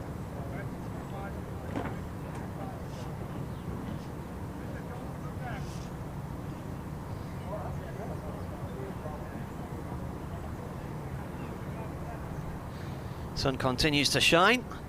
Lees is on strike. Batsman crossed. Parkinson is cut down towards backward point for 1 by Lees. And that was the end of the over. So he's taken 1 for 15 from 3. Livingston none for 30 from 4. So he's bowled through.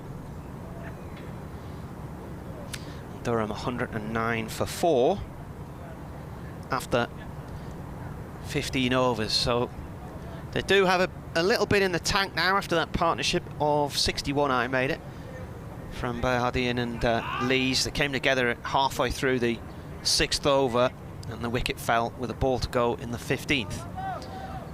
So Durham can try and swing a little bit in the next few overs. They just got ahead of themselves at the beginning of the innings, though, with Clark going for 12, Rain for 12, and Beddingham for 2, all caught. Lamb into the attack, pulled by Lees out through deep mid-wicket for 1 run. That seemed to stick in the pitch for a while. It was just outside the off stump. Martin Emerson and Scott Reed, your commentary team, and Keaton Jennings alongside us as well. Former Durham player. Was it 2018, wasn't it, that your first season? 2018, Yeah. yes, you're right. You're right. Last match in Durham, top was at Worcester. Final day of the season. It was. Autumn 2017. Now that was an interesting week. I'll tell you why in a minute, because in comes Lamb, that's pulled away by Lee. Cars, isn't it, on strike, sorry. So I knew that Graham Onions was coming to Lancashire. I'd already had a discussion with him, but they were waiting for the official press release. And then I got a phone call from the BBC Sports Desk at Salford, I think the first morning of the match, to talk about, could I give them some information about the Durham player who's coming to Lancashire. So I'm thinking, well, it's Graham, and as this is played by Lees down towards long on. 1 run. It's Jones Fields. Durham move on to 112 for 4. And then when I started saying, well, he's taken this many wickets and he's been at the club, and I don't think so, and he doesn't really bowl that much. That's what you're on about. And they say, Keaton Jennings. I says, no, it's Graham Onions. Well, Jennings is going as well. I was like, ah. Lamb in again, pulled out through past square leg by Bryden Cars for 1 run. I mean, you just see the timing off the bat there. Carsey just walked in. Yeah. I mean, Leesy's faced nearly 50 balls now, and it's still really hard to sort of get that really good connection. So like I say, the massive role here on Leesy. If he gets out in the next sort of over, you could see the real sort of massive handbrake go on the scoring rate.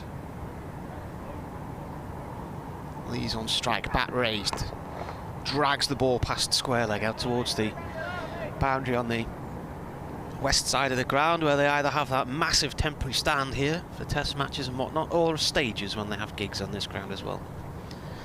Has it been all a bit weird then, Keaton, from your point of view? In what sense? In the sense of not playing at Old Trafford, not playing at Emirates Old Trafford at any point? Yeah, but the whole build-up, and not knowing whether you would have a season or you wouldn't. Mate, to be honest, it's felt that sort of surreal and that sort of weird all the way through. Yeah. That Lamb in to bowl here to Cars, who plays the ball out towards the covers. Martin Emerson with you here, BBC Radio Newcastle. Scott Reed will be back in a second, Radio Lancashire, and Keaton Jennings with us as well. For listeners on 5 Live Sports Extra, that is the end of the over, 115 for 4. So I'm going to have to pop next door now and do an update for BBC Radio Newcastle. I'll be back a little bit later. Well, yeah, like I was saying, it's just felt really sort of all the way through from sort of March, really, coming back from Sri Lanka. It's all just been a bit surreal. It's felt sort of topsy-turvy all the way, and at no point has it felt sort of settled. So from my point of view, it's been a bit weird. You sort of go into a bubble, and then you come back to Emirates Old Trafford and you're injured. When these are the games you really want to play, you want to play at home. It's been slightly frustrating, or really frustrating, not being able to play at home at any point. As Parkinson returns and balls, a swing and a miss from Carson through to the keeper, no run. 115 for 4. Yes, I sense that speaking to you guys, that it was just are we going to play this summer? We're not going to play this summer. What will we play this summer? Cars comes down the pitch and launches the ball back from where it came from for 4 runs. He caught a hold of that pretty sweetly. 119 for 4 now in the 17th. But great to have had what we've had. I mean, the Bob Willis Trophy was terrific. I loved it. That was really good. Yeah, massively. Look, I mean, any cricket we were going to play was going to be fantastic, and now to have this massive sort of T20 Comp Vitality Blast, it's fantastic to be a part of it. Karsistan through the onside, that shorter boundary. We've mentioned it a few times over the course of the last few days. He's got 6. Terrific shot, big blow out through deep mid-wicket for 6 runs. That shorter leg side boundary. Parkinson bowling from the Anderson end. Cars moves on to 13, and a much needed little flurry here for Durham. 125 for 4. Yeah, definitely. I mean, look, that's great hitting. Considering the fact he's only faced 6 balls now, to come in and strike 2 boundaries at this point against Parky is really good for them. Parkinson over the wicket and bowling to Cars, just squeezing the ball into the offside for 1 run. Moves to 14, 126 for 4. With 2 balls remaining of the 17th over. Brings Lees back on strike. 55 not out. Keaton Jennings here for. Can you keep us? Can you stay with us for another? end of this over? I know you've got responsibilities during the interval as Lees drives this one down the ground for a couple, I think. The throw comes in towards the keeper's end. Good running by Lees. Score moves on to 128 for 4. Scott, for you, I'll stay until midway through the 18th, mate. That's when I've been told to report back, so I'll stay with you until then. Thank you. Very good of you. You're the listeners get put up with me for now. That'll do. We're happy. More of you and less of me. That's the way. Lees on 57. Here's Parkinson in the sunshine.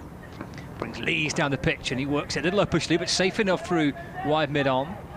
Again, he wants 2, and it's good running, but I think with that long boundary there, Keaton, I think 2 is always a possibility if you work it out through that leg side. He's come back for a second. That's the end of Parkinson. He's bowled 4 overs, 1 for 30. 17 overs gone, so 3 remain. And Durham are 130 for 4. So, I mean, Durham, we were looking for sort of a minimum of 30 off the last 3, considering you got 6 wickets in hand. So, I mean, from a Lancs point of view, you want to make sure you kind of keep them under 150. You really sort of finish well. Carsey struck the ball clean in his first couple of balls, so we need to make sure that we're really tight here. There will be opportunity for a couple of wickets, and that's what's going to put the brakes on from our point of view. Especially on a big ground. So, I mean, you're talking about the 2s. That's what we did so well last night, was cut those 2s off, create 2 run-out chances from cutting those 2s off. I mean, you'll see a guy like Paul Coughlin. I mean, you can't really get an idea of his speed. But when he tears around those sort of areas, it does sort of create panic from a batting point of view. So, I mean, the next sort of 18 balls are really crucial for us. 3 left, then 130 for 4. Thoughts of Keaton Jennings here at Emirates Old Trafford. North Group fixture between Lancashire, Lightning and Durham. Lancashire, with that victory here last night against Yorkshire, securing their place in the quarter-finals. They know a win probably be enough to get a home quarter-final. It's Mahmood. He's in and bowling to Kars. He's off the back foot, just dragging the ball down towards deep backward square leg for a single.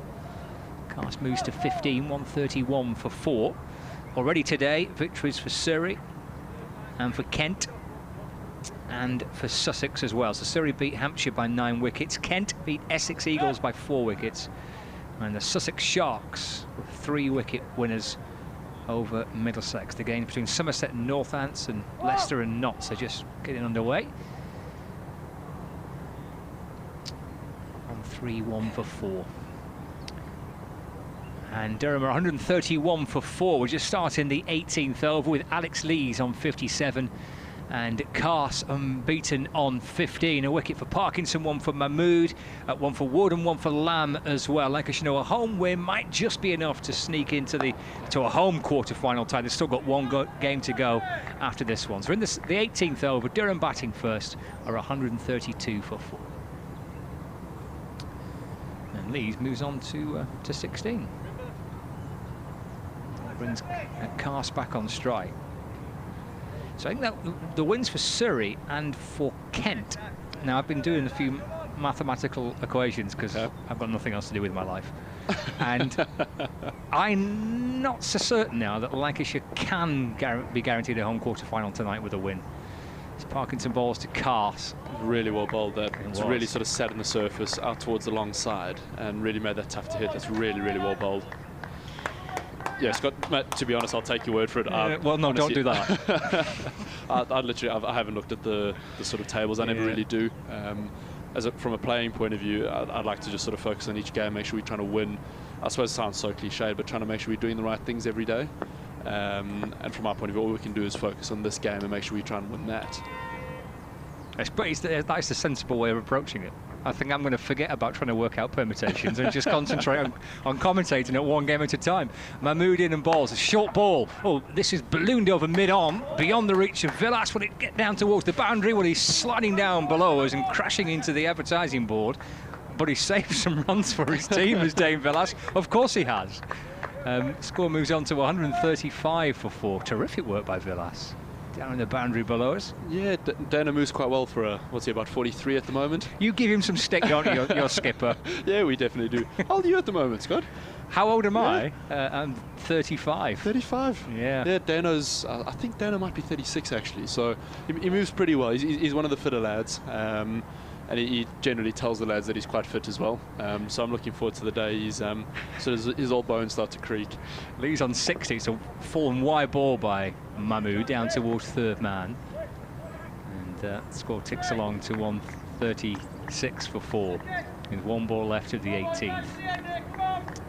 He's the definition of leading by example, isn't he? Yeah, definitely. I mean, from a performance point of view, from a fitness point of view, from a just being a general all-round good egg. I think that's probably where we're quite lucky. We've got a really sort of group of good eggs, and guys sort of buy into doing right for the team and trying to sort of pull Lancs and the Red Rose forward and trying to make sure it's a really good place and a really good team to be a part of.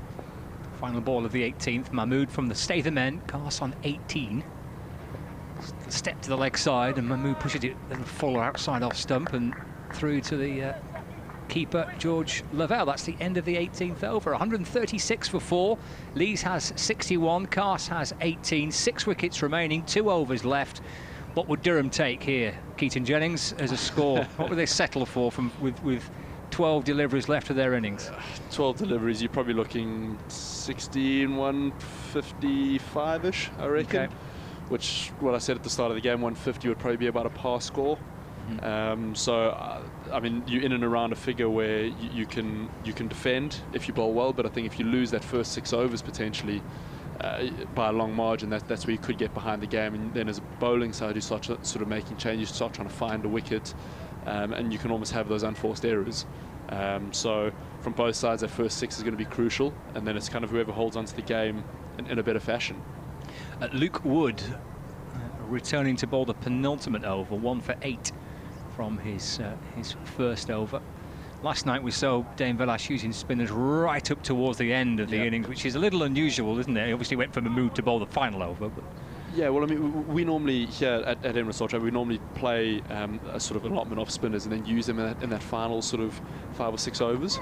Wood bowling to Lees. He was uncertain as to where the ball was, and as Cast tried to get through, Wood side foots the ball towards the stumps, but he missed and threw for a single. Because generally speaking, you'll see here, because the surfaces are used, the ball gets sort of older and older and more tired. It becomes harder to hit the pace off. So that's why I say those 2 shots that Bryden Cast hit, the one straight and then the one over Cal Corner, are probably some of the toughest shots to play here because of the pace that Matt Parkinson bowls at. So you'll see Woody here will be bowling off cutters into the surface, trying to keep it wide of off stump and try and make him hit out towards Al Davies on the deep point boundary there. 137 for 4. Cast has 18. A leg side boundary, that shorter leg side boundary, long on, deep mid wicket, deep backward square. Then Davis, as Keaton Jennings mentioned, is out on the cover boundary. Wood pushes one wide of off stump. Cast just tries to squeeze it through the offside, but a play and a miss, and through to George Lavelle. Keeping wicket again for Lancashire tonight. Made his debut last night for Lancashire Lightning against Yorkshire. Just moving Saqib Mahmood a wee bit finer down on the 3rd man boundary below us. And Luke Wood has reached finals day 3 years running, of which he's won them twice. Hopefully 4 years running. Indeed. Wood left arm of the wicket, bowls. This is driven through the offside. It beats Tom Hartley. Will it race out towards the wide long off boundary? It does. Nailed that one, didn't he, Cars? Yeah, he did. I mean, you'll sort of see the length of the ball is slightly fuller, which takes the sort of surface out of the game. So you see Woody was probably trying to bowl slightly shorter, make it slightly harder, make the ball stop in the surface. And you see, generally speaking, on these sort of surfaces, you try and sort of take the length away. Keep the surface in play as much as you can. So every chance you'll see now, you'll go slightly shorter or really wide and try and take the short boundary out of the game. 3 balls left of this over. Cast on 22. There's Luke Wood from the Anderson end bowls. Fullish ball on off stump, which he drives into the offside up towards Livingston, who comes up from long off to field. Cast moves to 23. 142 for 4. 2 balls left. Don't want to. Are you going to get in trouble if you stay through to the end of this over? Or? I'll stay through to the end of this over, that's all right. You've been a bit mischievous, haven't you? I'll blame you, Scotty, no worries. Okay, that's not a problem. Got 2 balls left of it. When you return, and hopefully you will return for the second... Yep, no problem. I need to discuss your magnificent hair. I mean, I'm a huge fan. I'll be honest with you right now. Cards on the table. I've said it all. Those watching the stream and listening to the commentary will have heard me. I'm a massive fan. Here's Wood to Lees. And that's punched away through the onside. He stepped to leg side and worked it through mid-on for a single. Well, listen, I'm glad to have someone in my corner because the lads give me stick. The lads give me stick for it every day. And Ridiculous. to be fair, that's half the reason why I've kept it, because it just winds a couple of the lads up. And it's, you know, it's one of those things where it kind of started as obviously barbers are closed, and then it's just kind of literally grown from there, and stuck with it. And I've quite enjoyed it as well. Why would you want to trim that magnificent curly lock of hair, Keaton? I couldn't agree more. Wood into cast. It's fallen and wide. Actually, it's been signalled as a wide by the umpire. 144 for 4. 1 ball left of the 19th. When is it that you shaved your head? That was relatively recently, wasn't it? Was that for charity? That would have been January 2019. Okay, right. Just before the West Indies tour. Right. And then kept it shaved off while my aunt went through chemotherapy. Okay. So yeah, kind of gone one extreme to the other, really. I think my last haircut was in about March. Saving a bit of money. Here comes Luke Wood, balls to Cast. That's a high out towards long on, and taken as well. Hitting out, trying to hit big, trying to clear the ropes right at the end of their innings. Cast had been caught in the deep by Rob Jones, and that's the end of the 19th over. 144 for 5 after 19. Cast goes for 23. Keaton, thank you so much. We'll catch you again when Lancashire come out to bat and to chase down whatever it is that they're going to be set. They've got 6 balls left, and Durham are 144 for 5.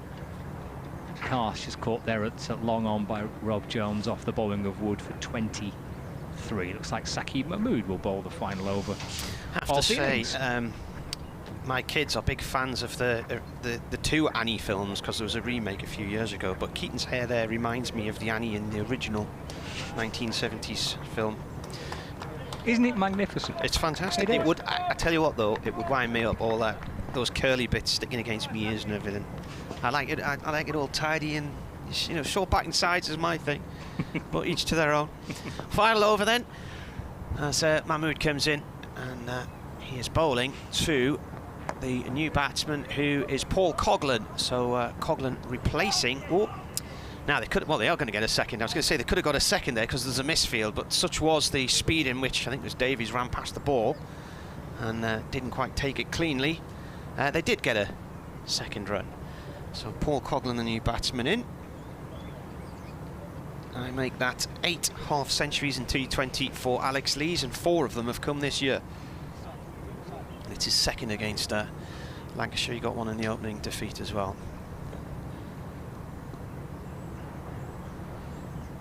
Mahmood, right arm over, 146 for 5.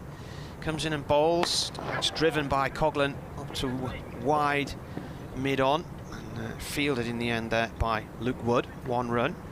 Reminder for listeners on 5 Live Sports Extra, we'll be leaving you at the break for this one, but if you want to follow the action live from Old Trafford, see how Lancashire's reply is to Durham's first innings score, then you can join us on the BBC Sports app, or indeed via the website.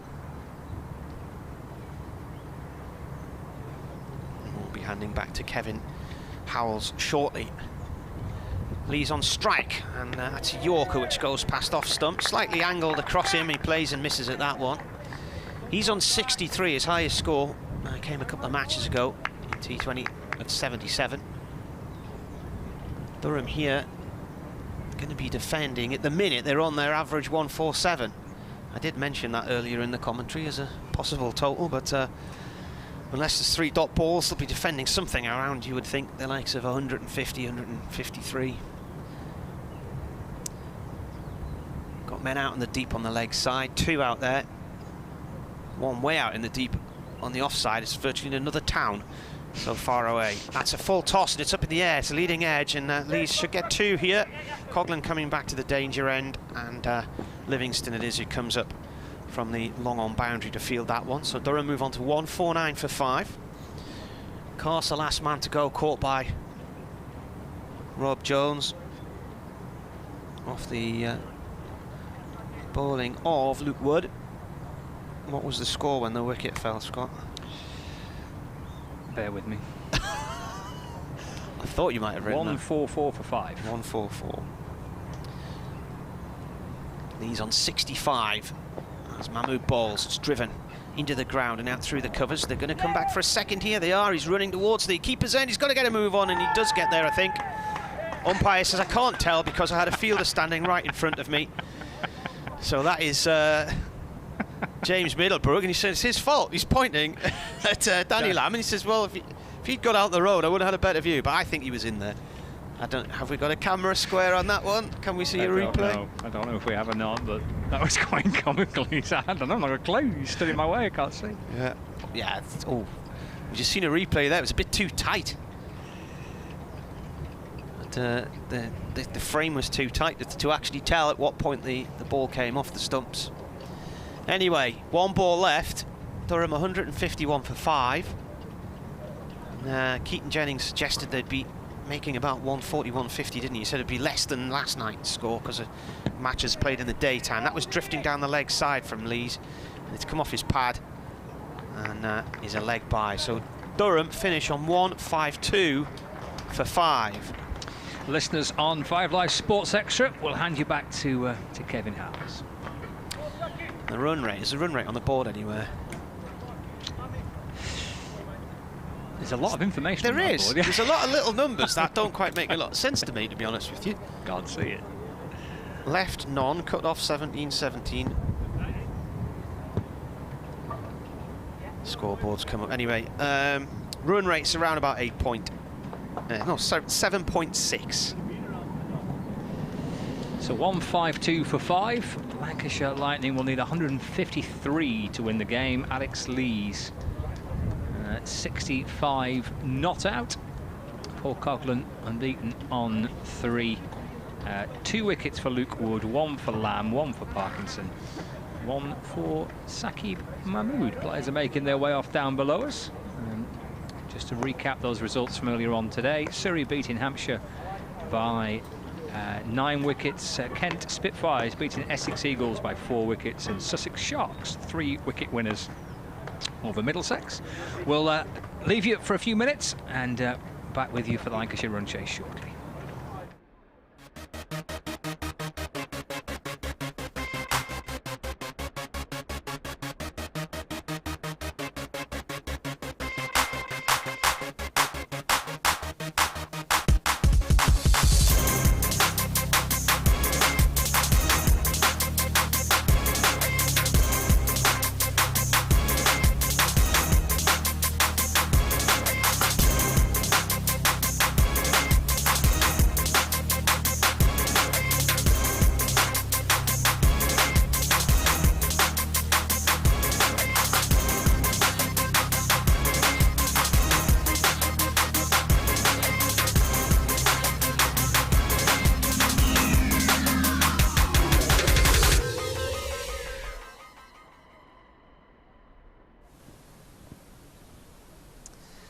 And there's 30% off those kits, I understand, if you head to the Lancashire Cricket website /store.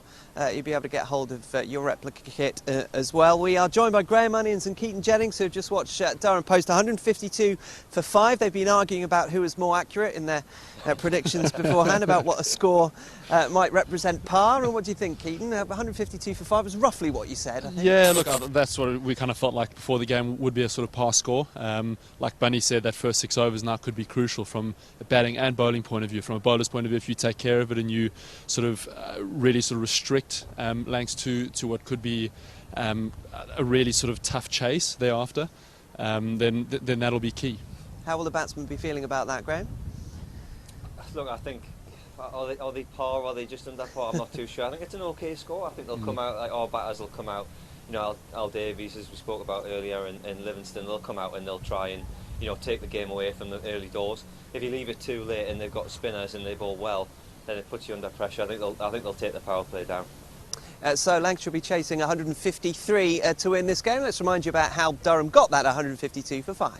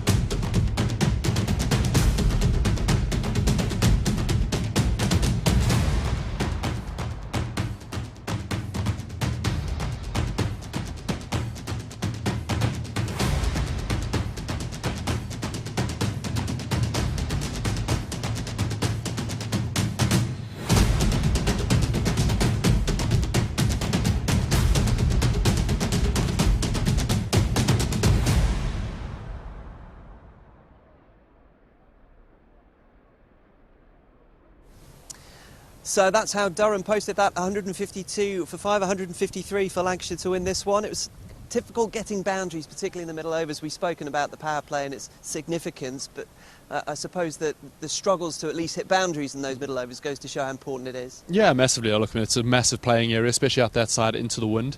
So to try and get that boundary when you feel like you need relieve a little bit of pressure can be really hard work. So you need to make sure you get ahead of the game from a batting point of view now up front. And then hold on to it. And from a bowler's point of view, that's when you feel like you've got to make a change. You need to bring on your strike bowler and try and sort of get that wicket. And if that doesn't work, then you just sort of feel like you're losing the grip of the game. But, sorry, can I just... Yeah, absolutely. I mean, it's a question probably for Keats as well, but I think the intent, first of all, when the ball's coming in, to look to hit a boundary, yeah, and then you can always rotate it and just get a single. Yeah. That's how you get your big scores, because if you've got that intent straight away, I'm sure when Keats is in as a spinner on, you've got a short boundary, he's thinking, right, where can I hit a boundary? Yeah. If it's not quite there, I can get a single. Yeah, well, definitely. Lots of twos on the larger boundary, certainly. Yeah, definitely. But I mean, like Bunny's saying, you need to look for that boundary first up, because that relieves the pressure. Guys like Livy do so well. You get a boundary early in the over, and that changes a game from being a 6-run over to a 8, 9, 10, 11-run over. So thinking, where's my boundary? Is it a reverse sweep? Is it a slog sweep? Is it with the wind? Where am I going to get this boundary? And I think where you especially become unstuck here at Emirates Old Trafford is when you sort of look to knock ones and suddenly you go dot dot, and then you're under massive pressure either to get off strike or to try and get that boundary to put yourself ahead of the game again. Durham in their last game, Graham, managed to defend 147, so 5 runs fewer than they've got today, and in the end Yorkshire are all out for just 104, trying to chase what you would normally suggest is a pretty easy target to chase down. So what will Lancashire learn from Yorkshire? Not something you'd imagine they do or seem to do very often. No, I think if you look at the balance of their attack, they've got some good experience with obviously Rimpton, their captain. He'll generally bowl some good Yorkers and take a lot of pace off the ball. You've got Potts and Course who can bowl quick. You've got Ben Rain that can mix it up a little bit in the middle. The one thing that they've obviously got a decent spinner in Travascus too, so they've got an all-rounded attack, but they haven't quite got the same quality as what we've got in our attack.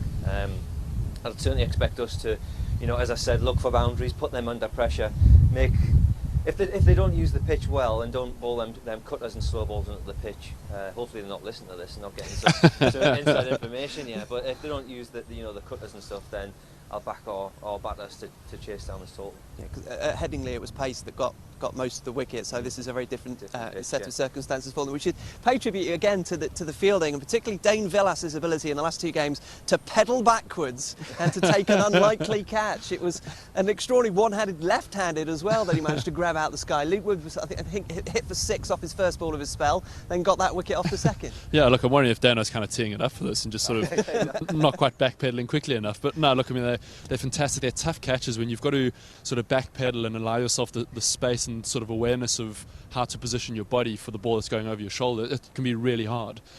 So I mean, they're fantastic catches. To get them one hand as well is even better. So, and those are the kinds of things that change the momentum of the game, especially up front. When you're 3 down in power play, you can be really hard work, like we saw, to get that momentum going in your favour.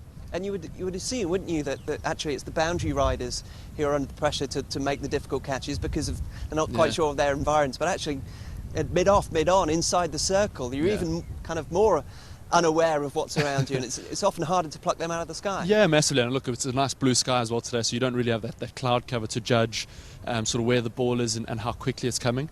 You see a lot of sort of high catches, guys sort of top edge balls when there's blue skies, and you run around in circles and it feels like the ball's almost coming down in a corkscrew. I promise you can ask Bunny, there's times where you look up and you just think, I'm getting nowhere near this ball. So I mean, they're really good catches, and to get over your shoulder, turn around and then catch a one hand is brilliant.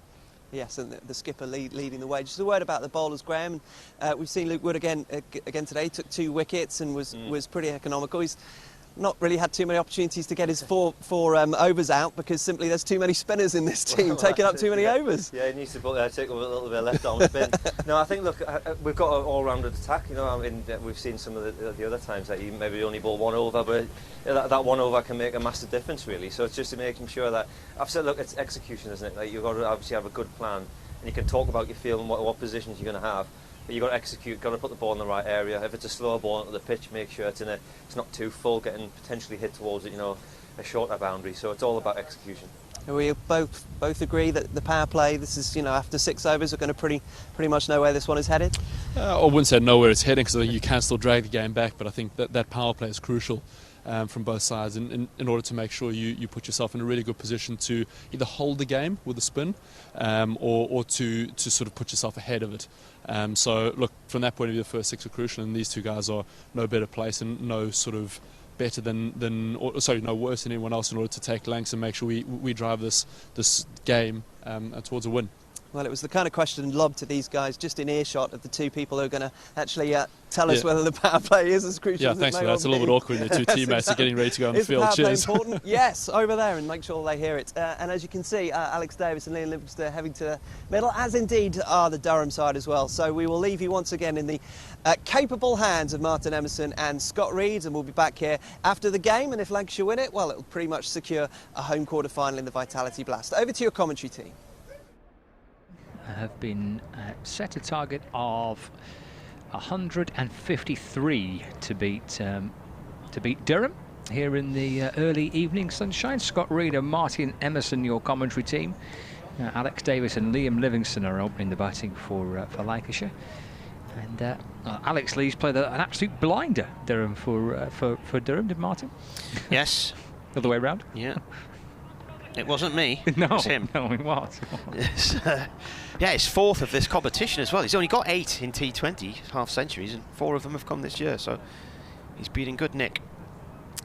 Durham looking for early wickets then on a grippy, slow pitch. Travaskis, Lancashire fans may remember, was the star of the show here a couple of years ago with Ben Whitehead. He got 3 for 1 in the final over when Lancashire started it, I think, needing 6 to win. Durham won the match. Davies on strike, then got 65 against Durham in the opening match this season in the T20, in that massive stand of 170, I think it was, with Keaton Jennings. Record partnership for Lancashire and a record partnership against Durham. First ball's played off towards the covers. Got a man, the Hodians, at fine leg on the discs, 2 out on the leg side boundary, mid on, mid off, short extra cover, a cover, a backward point, and 3rd man on the discs. As Travaskis comes in, and Davis pushes that to steal at 3rd man on the discs. And Travaskis is racing across to back up his own delivery there as the ball was coming back to the keeper's end. He got way across from the stumps at the far end behind the keeper, quick on his toes.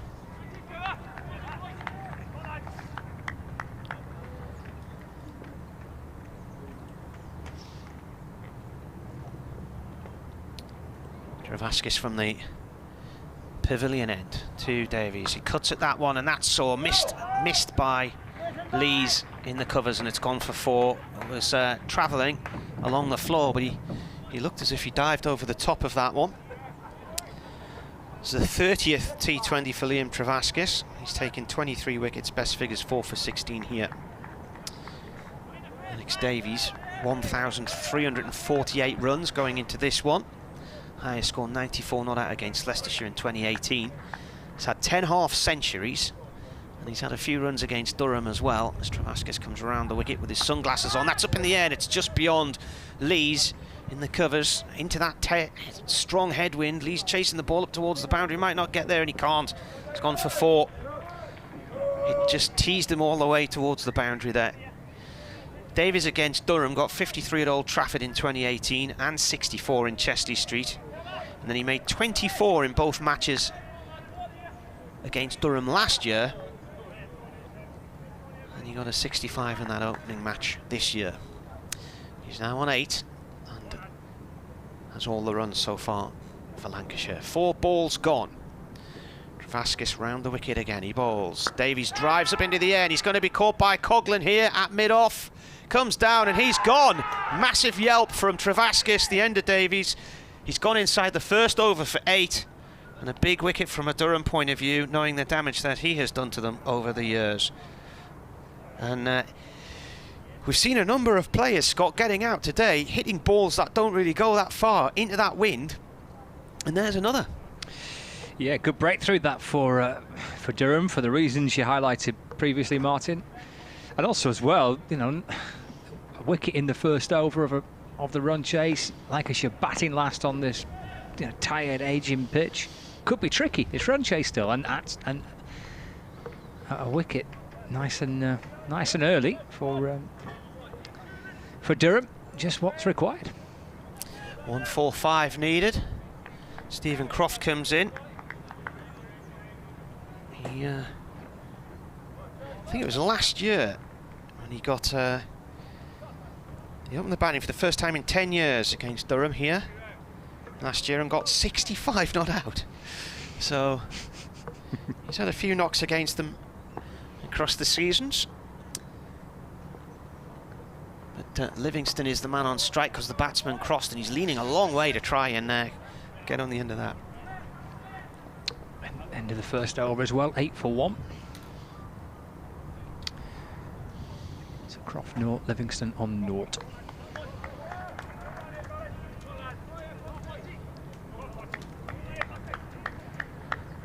Yeah, 152 for 5 is what Durham made from their 20 overs, with a couple of wickets for Luke Wood, one for Saqib Mahmood, one for Danny Lamb, one for Matty Parkinson. So not a massive total to chase, but on a pretty tired old pitch here at Emirates Old Trafford. 153 could still yet be quite tricky for Lancashire, and they've lost a wicket in the first over. Alex Davis, the man out for 8. So Lancashire are 8 for 1 after 1 over, chasing a target of 153 to win. If Lancashire do win this game, that's a big step towards securing a home quarter final.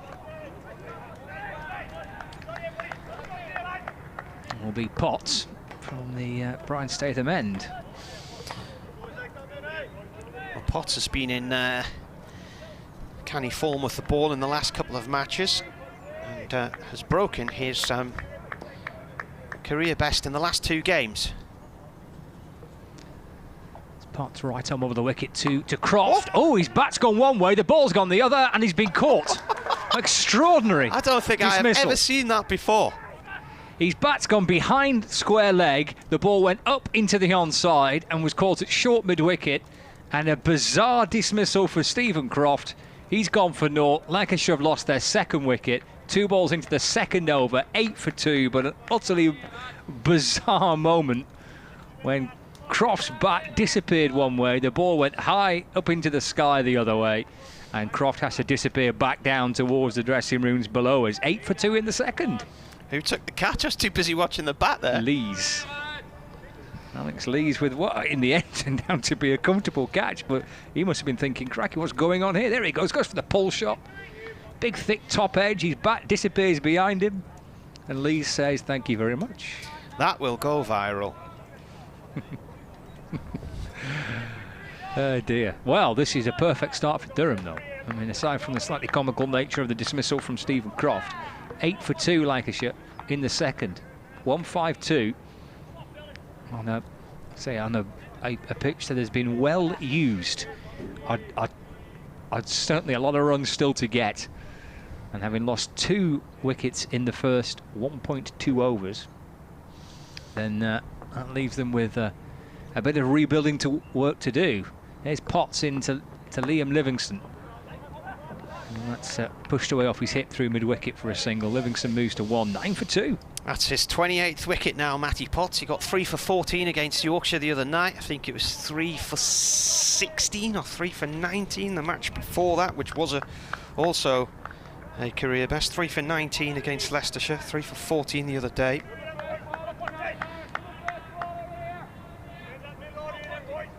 I remember in a one-dayer at Warwickshire a few years ago, Keaton Jennings smashing his bat in half, and the photographer caught it brilliantly with two halves of the bat. He nearly took the head of square leg off. Here's Potts to Villas, who just leans forward and pushes the ball down into the offside, and there is no run. Stuart Manger, I wrote a little bit earlier on, good decision or not for Durham to bat first, making Lancashire anxious as they try to qualify for the quarters. And I said, well, they have qualified, and he said yes, but is a home tie still in doubt for them? Here's Potts to Villas, that wraps him on the pad. He's gone. Lancashire 3 down. Potts celebrates, and Durham are absolutely jubilant. 9 for 3 Lancashire with 1 ball left of the second. What an opening over this has turned out to be for Potts, and what a great start for Durham, defending that 1-5-2 for 5. The skipper's gone. Dane Villas out for naught. LBW 9 for 3 in the second. Guess who the umpire was who put his finger up there? All those Yorkshire conspiracy theorists. Steve O'Shaughnessy. Rob Jones, the new batsman, but a wonderful start for Durham. This will take some recovering. 9 for 3.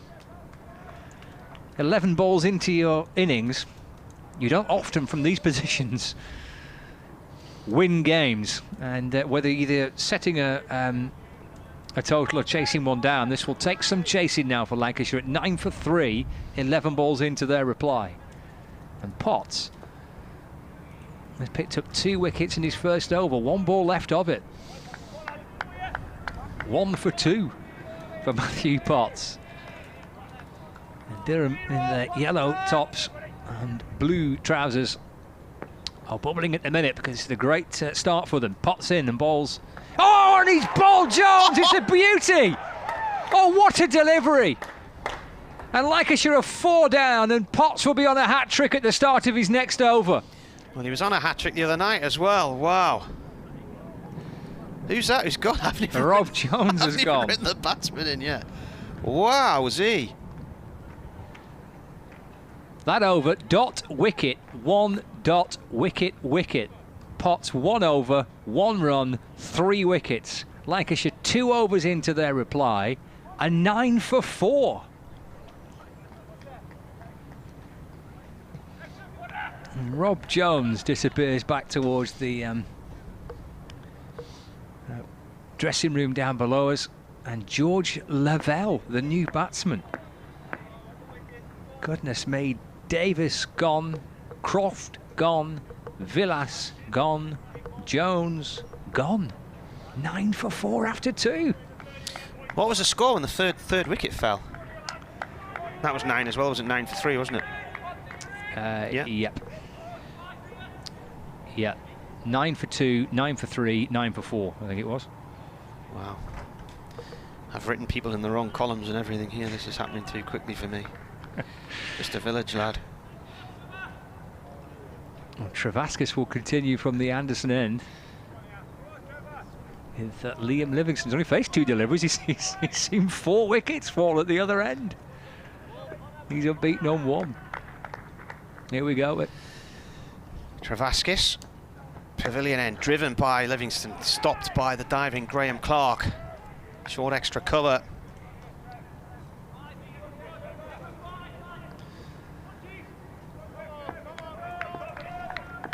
Well. 9 for 4. Travaskis round the wicket, nurdled off down towards third man on the disc. Steele stops at 1 run. He went for a little interval cup of tea. You've only just joined us. And you've missed a pretty lively start. Extraordinary start. 10 for 4, Lancashire, 2 balls into the third over. 1-5-3 is their target to win the game, but Potts has picked up 3 wickets. Travaskis with the first one to fall. Durham absolutely bouncing at the minute. In all this excitement, we've forgotten that weird wicket from Croft when his bat went flying in the air. Travaskis with his sunglasses on here.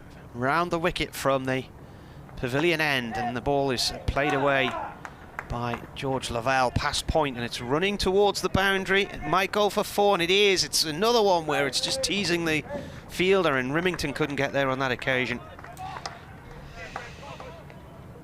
Yeah, good timing that, wasn't it, from Lavelle? It's a big boundary, that. Did well to get it through for 4 runs.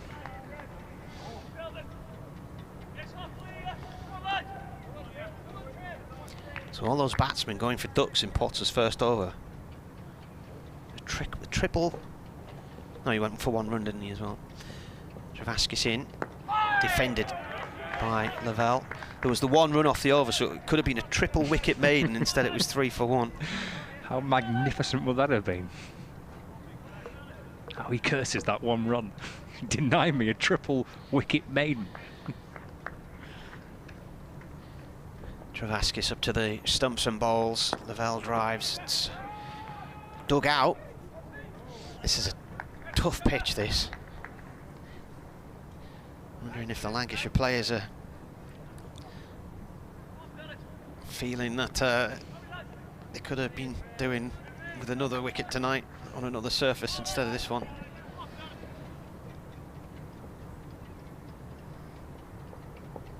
In comes the bowler once again. Oh, how's that gone through? I'm not sure what that hit there. It's shot past the wicketkeeper for 4. From the angle where we're looking at there, I thought he'd played that onto his stumps. And need to see that one again. It's the end of the over, 18 for 4. See this again here. What's this? Has he played it onto his foot? It's got a bottom edge and shot through. I think it's come right off the toe of the bat and shot through off a foothole. Matty Potts is on a hat-trick. He has already had a hat-trick last year at Leicester. I think Paul Collingwood got one against Northampton. Paul Coghlan got one against Northampton. Here he comes then, hat-trick ball from the media centre end, and it's defended. And it goes off to Lees from Livingston, no run.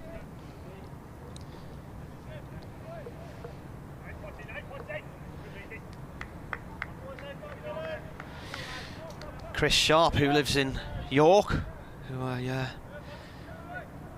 saw yesterday, says 9 for 4. That's put a smile on my face.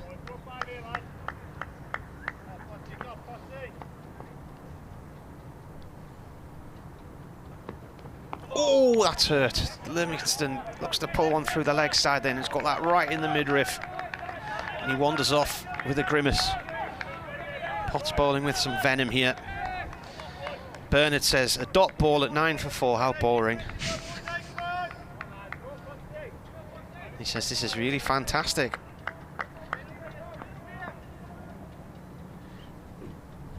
Potts once more. To Livingston, it's a shortish one, he pulls it out through deep mid-wicket. It's come off the splice of the bat. Coghlan fields, hat flies off as he comes in from that lengthy boundary on our right-hand side. It's the is that the eastern side of the ground, would we say? It is, yeah. What boundary are we describing that as then? A big one.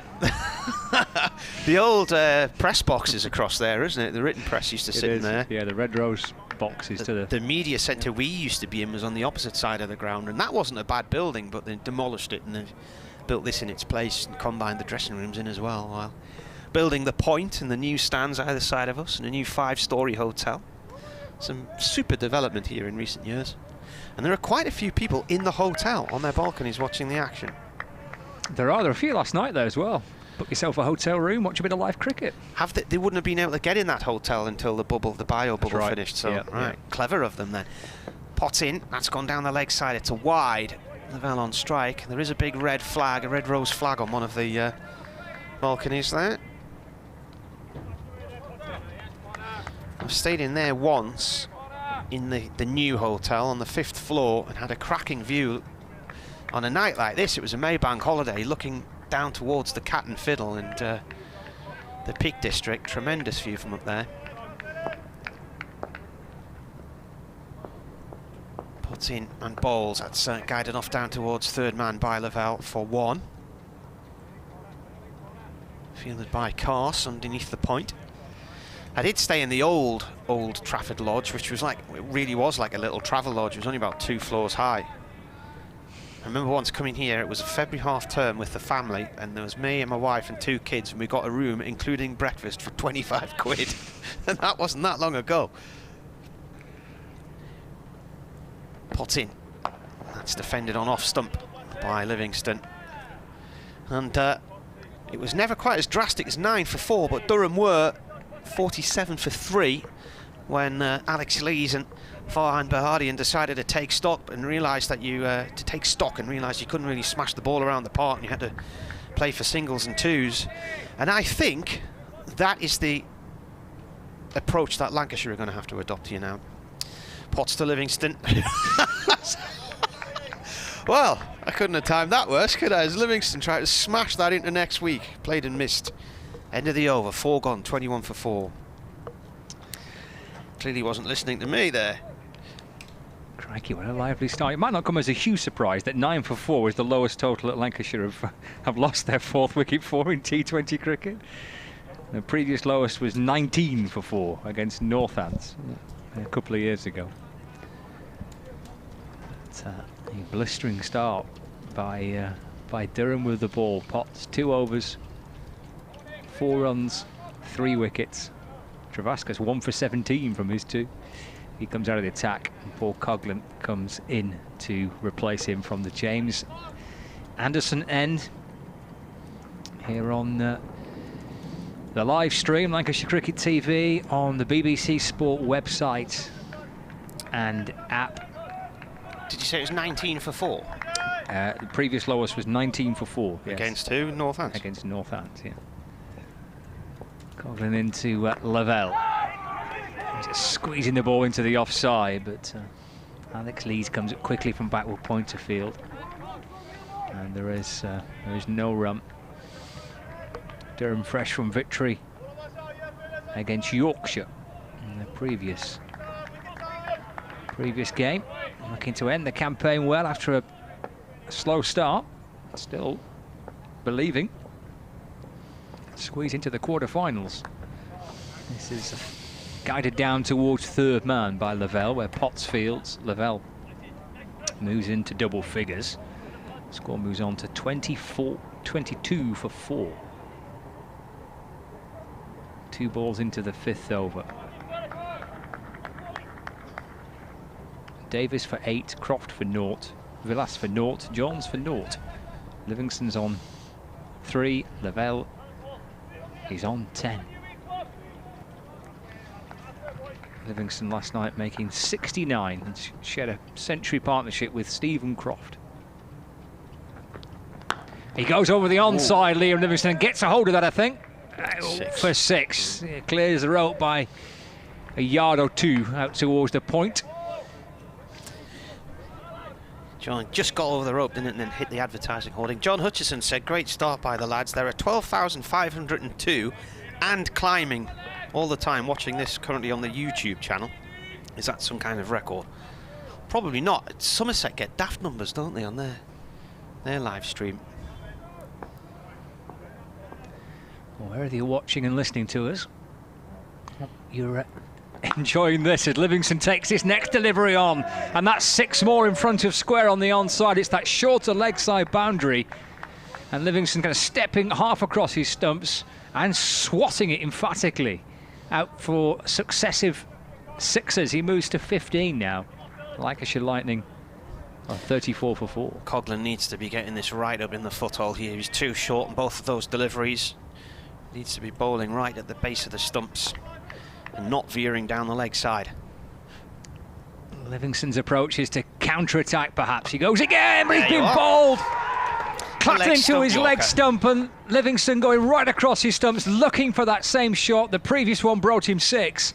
That one sees his leg stump uprooted, and he has to depart back towards the dressing room. And Lancashire are 5 down. They've made a real old mess of their innings of Lancashire Lightning. At 34 for 5, Livingston's gone for 15. Bowled, his leg stump uprooted by Paul Coghlan. Do you hear what I said there? Oh, just goes to show, you know, bowl it up at the stumps, and there's a stump out the ground lying there still. Bowl it short down the leg side, you're going to go for 6s on that short boundary. Pitches it up and gets his revenge.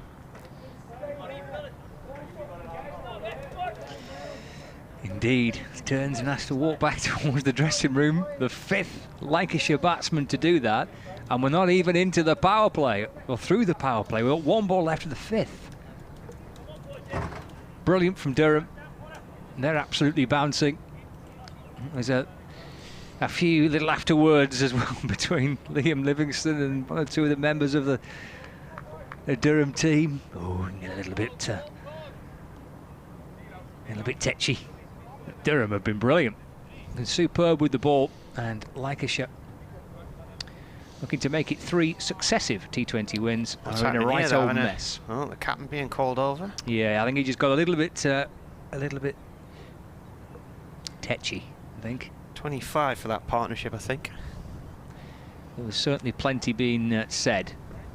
I'm sure by, I don't know, I'm not sure, but there was plenty being said. Livingston was looking back towards the Durham player as he was making his way back to the dressing room, so something must have been said between those involved. And as you say, the two umpires have got into the middle here to just try and calm things down a little bit. But Durham are bouncing, 34 for 5, Lancashire.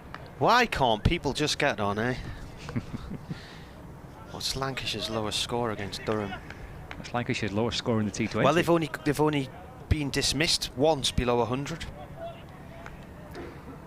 34 for 5. 1 ball left of the 5th. Danny Lamb, the new batsman. But the lowest score, 91 against Derbyshire in Manchester in 2003. Did get Durham out in Chester Street for 78 in 2018, which is Durham's lowest score. Head to head.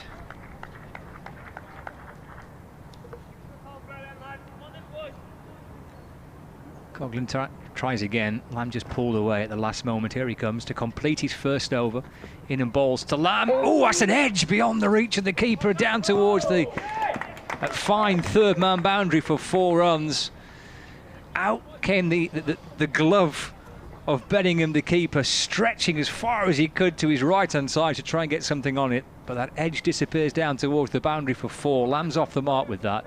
We've had 5 extraordinary overs. This is unbelievable. Just looked 38 for 5. Just looked at the overs column and I was expecting to see 12 or 13 overs up there, and there's 5 gone. It's just ridiculous.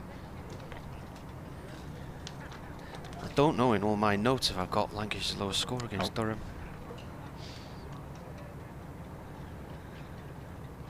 Well, Potts' little 2 over spell has come to an end. I'm sure he's saying to his captain, keep me on, 2 overs, 3 for 4. But he's been told to have a breather. I'll find it for you.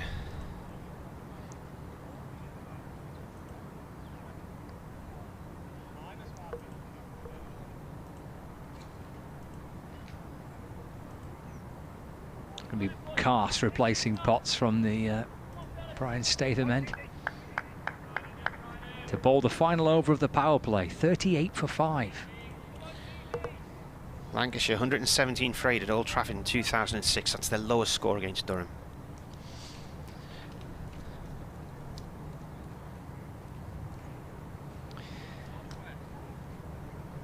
We'll do well to get to get anywhere near that.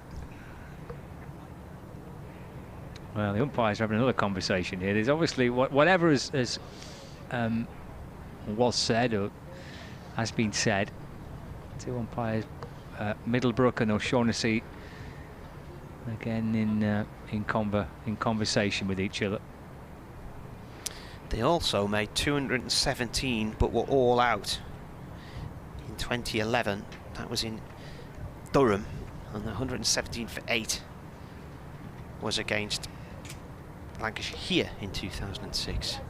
Both umpires are on the walkie-talkie as well, haven't it? A word being sent back to the perhaps the match referee, but who is incidentally Will Smith, former Durham player.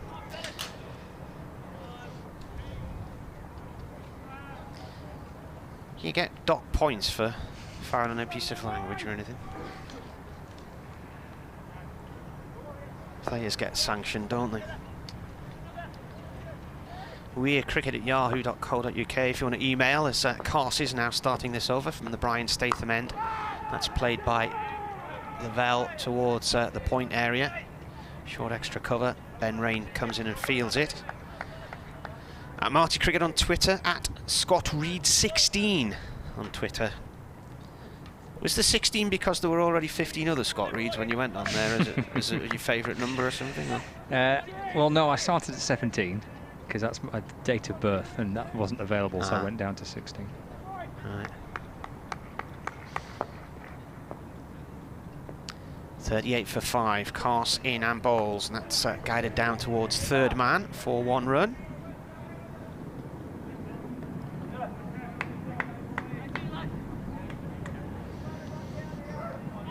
mean, we couldn't hear what was said when Coghlan did York Livingston, but he is known to be rather vocal, Paul Coghlan, particularly gets angry when he's gone for a few runs. So, air ambulance, is that the police helicopter or the air ambulance? Air ambulance, I think. Cast balls, chopped down into the ground and off towards short extra cover. Graham Clark comes in and collects it. Lamb on strike, coming up to 2 minutes to 6 o'clock. I'll have to go and do an update for BBC Radio Newcastle in a minute. You've a lot to report. Yeah. I wonder if I'll get an email about bulletin duration after this one.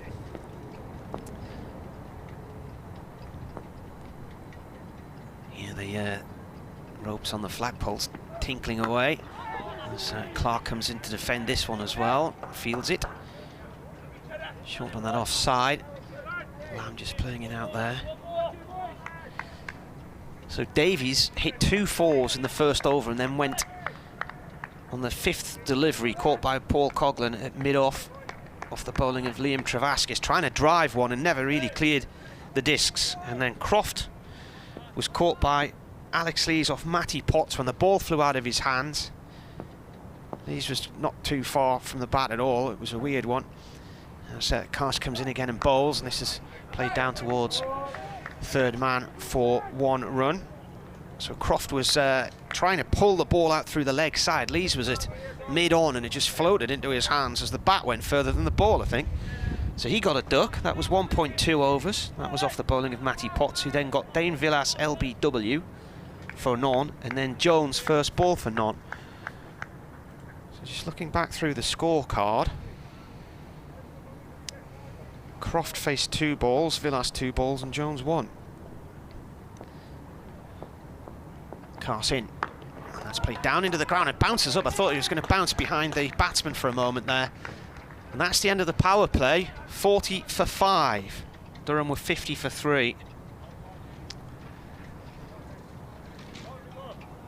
Yeah, it was pretty lively, wasn't it? A pretty eventful 6 overs.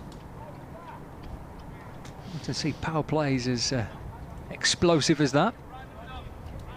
But superb work by Potts and Travaskis, Coghlan and Cars. Between them have bowled the first 6 overs for Durham to reduce Lancashire Lightning to 40 for 5.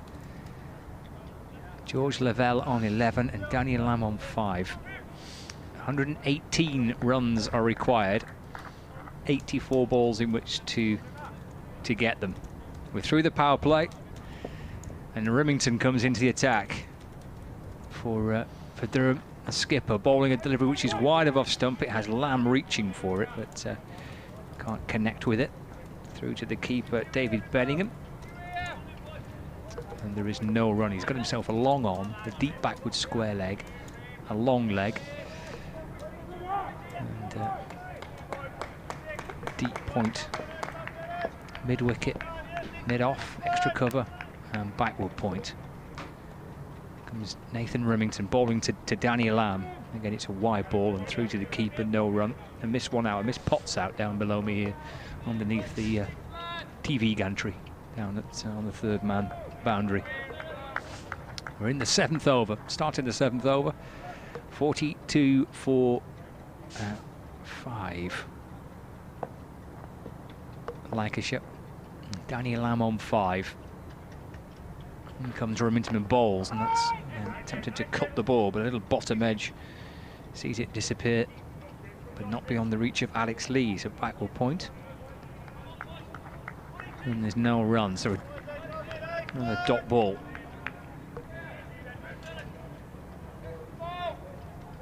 Here at Emirates Old Trafford in Manchester. 2nd game here for Lancashire this season. They beat Yorkshire here last night, but a different feel about this one. Remington in to Lamb, who's driving square of the wicket through the offside. He wants a couple. The ball is eventually thrown in, and he does get 2. Lamb moves up to 7. The score moves on to 44 for 5. And Lancashire try and piece things back together after a pretty extraordinary power play. Remington into Lamb. It's pushed into the offside. And there is no run. And Lancashire replying to a target of 153 to win the game. A 44 for 5, halfway into their 7th over, losing Alex Davis for 8, Liam Livingston for 15, Stephen Croft for 0, Dane Villas for 0, and Rob Jones for 0. So a terrific start for Durham, who have picked up 5 Lancashire wickets. We're halfway into the 7th. Lancashire require a further 114 to win from 81 deliveries at 44 for 5. Just pushed away into the offside. And there is no run. Martin Emerson, I think, has gone for a bit of a lie down. And Keaton Jennings has joined me. Lively start. Yeah, tough reading as well. Yeah, look, I mean, it's always tough when you get a couple of guys sort of go back-to-back with a couple of noughts. So, yeah, I mean, 44 for 5, backs up against the wall, and need to make sure we sort of pull through, yeah. Remington to Lamb. Drilled through mid-on for a single. And Lamb moves up to 8, 45 for 5. There's 2 young lads out in the middle currently batting, but I mean, the young lads who have played lots of T20 cricket as they were growing up as well. In terms of when you're out there at the minute batting, and you look up to that scoreboard and see the team 5 down with 1 ball left of the 7th. Remington to complete his first over into Lavelle, full but wide of off stump, but he works it through mid-on for a single, and he keeps the strike as well, so he's up to 12. 7 overs gone, 46 for 5. How much will these two be in conversation with each other, discussing kind of plans and how to go about piecing it together a little bit here? Yeah, massively. Look, I mean, communication's key in times like this. You want to make sure you know, or your partner knows exactly where you are, who you're finding tough, what you're feeling. And from a partnership point of view, you want to make sure you grow it as quickly as you can. So I mean, in this position, you almost try and make sure you get a runner ball, try and stretch the game, try and give yourself the best chance you can by getting in, and then allowing yourself to have a little bit of fun later on, if you're able to sort of I suppose get into the position where you can hit again, because at the moment, realistically, if you try and hit again, you're 6, 7, 8 down very quickly, and the game is completely gone. So from the 2 guys that are in now, 2 young lads, they need to make sure they sort of soak up the next 30 balls and give themselves a real chance. Keaton Jennings joining us here on the live stream on the BBC Sport website and app. As Lancashire lose their 6th wicket, Lavelle just trying to paddle one around the corner. Steele coming into the attack, and Lancashire have lost their 6th wicket, 46 for 6. A little paddle, but caught inside the circle at short, fine leg. And Lancashire is 6 down, 46 for 6 here at Emirates Old Trafford. And just needs to be pointed out as well that penalty runs have been added to the Durham total here. 5 penalty runs have been added to the Durham total. So Durham closed on 152 for 5. That has now been readjusted up by 5 runs to 157. So Lancashire's target has gone up to 158, and it clearly is a fallout from that Liam Livingston dismissal, which we mentioned a few moments ago. So there's a change in the Lancashire target. 158 is the target, and it's 5 penalty runs added to Durham. It could well be rapidly turning into a night that Lancashire will be quick to park and move on from. Yeah, it could very well be one of those evenings. Yeah, look, like I say, I mean, you want to try and sort of drag the game as deep as you can from a batting point of view. At 46 for 6, I suppose you've got to soak up as much pressure as you can and just give yourself a chance that hopefully Durham get things really wrong in the last 5, and then you're able to capitalise. So these two almost need to just drag it out, try and get a runner ball to that last 5 overs, and just give Lancs sort of that half chance, if not even half chance, that sort of tiny chance to try and get over the line. Luke Wood, the new batsman, just easing that first delivery behind square for a single, gets himself up and going. Steele into to Lamb, who's off the back foot, punching down the ground for 1 run. So you're almost saying, look, we might have to chase something ridiculous at the end here, but just keep it going as long as you can. Well, the thing is, I mean, you see striking the ball is so hard all the way through anyway, so you almost just saying, well, these two guys are at the crease now, let them soak up, say, 20 balls, 25 balls apiece. Oh, Steele in, that's a beauty, to be fair. That's a really good delivery by Steele. Would a little hesitant to get forward, to get back, caught between two minds, I think, trying to work it into the onside. The ball's pitched and rattled in towards the top of middle stump. It's a lovely piece of bowling by Steele. And Lancashire is 7 down now, 48 for 7. Credit to Steele there, that's a bit of a jaffer, isn't it? Yeah, look, I mean, as a batter, when the ball turns away from you, you don't really have that second line of defence, which generally is your pad.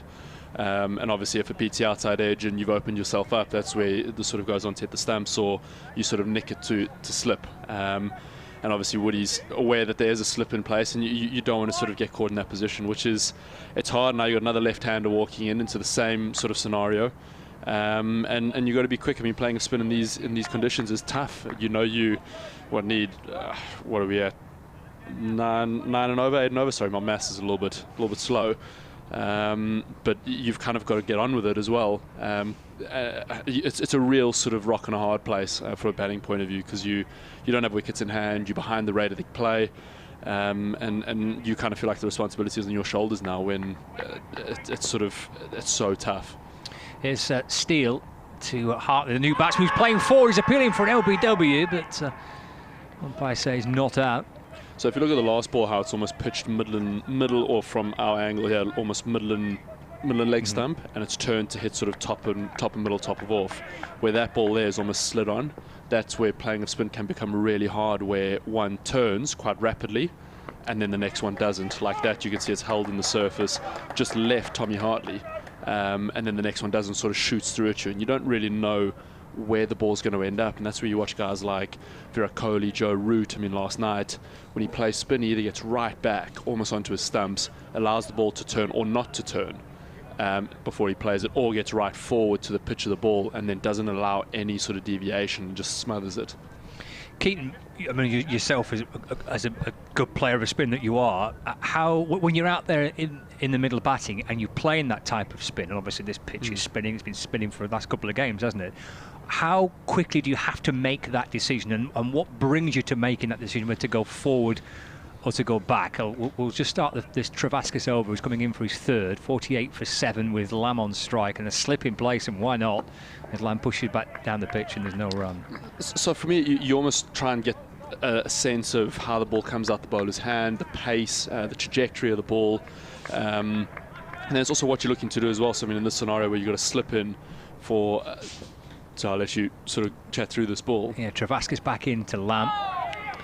It's disappeared down through gully for probably 2. Yeah, he wants a second. Brings up the Lancashire 50 as well, 50 for 7. So you can see a straight bat shot there because of the turn on the ball, brings a slip into play.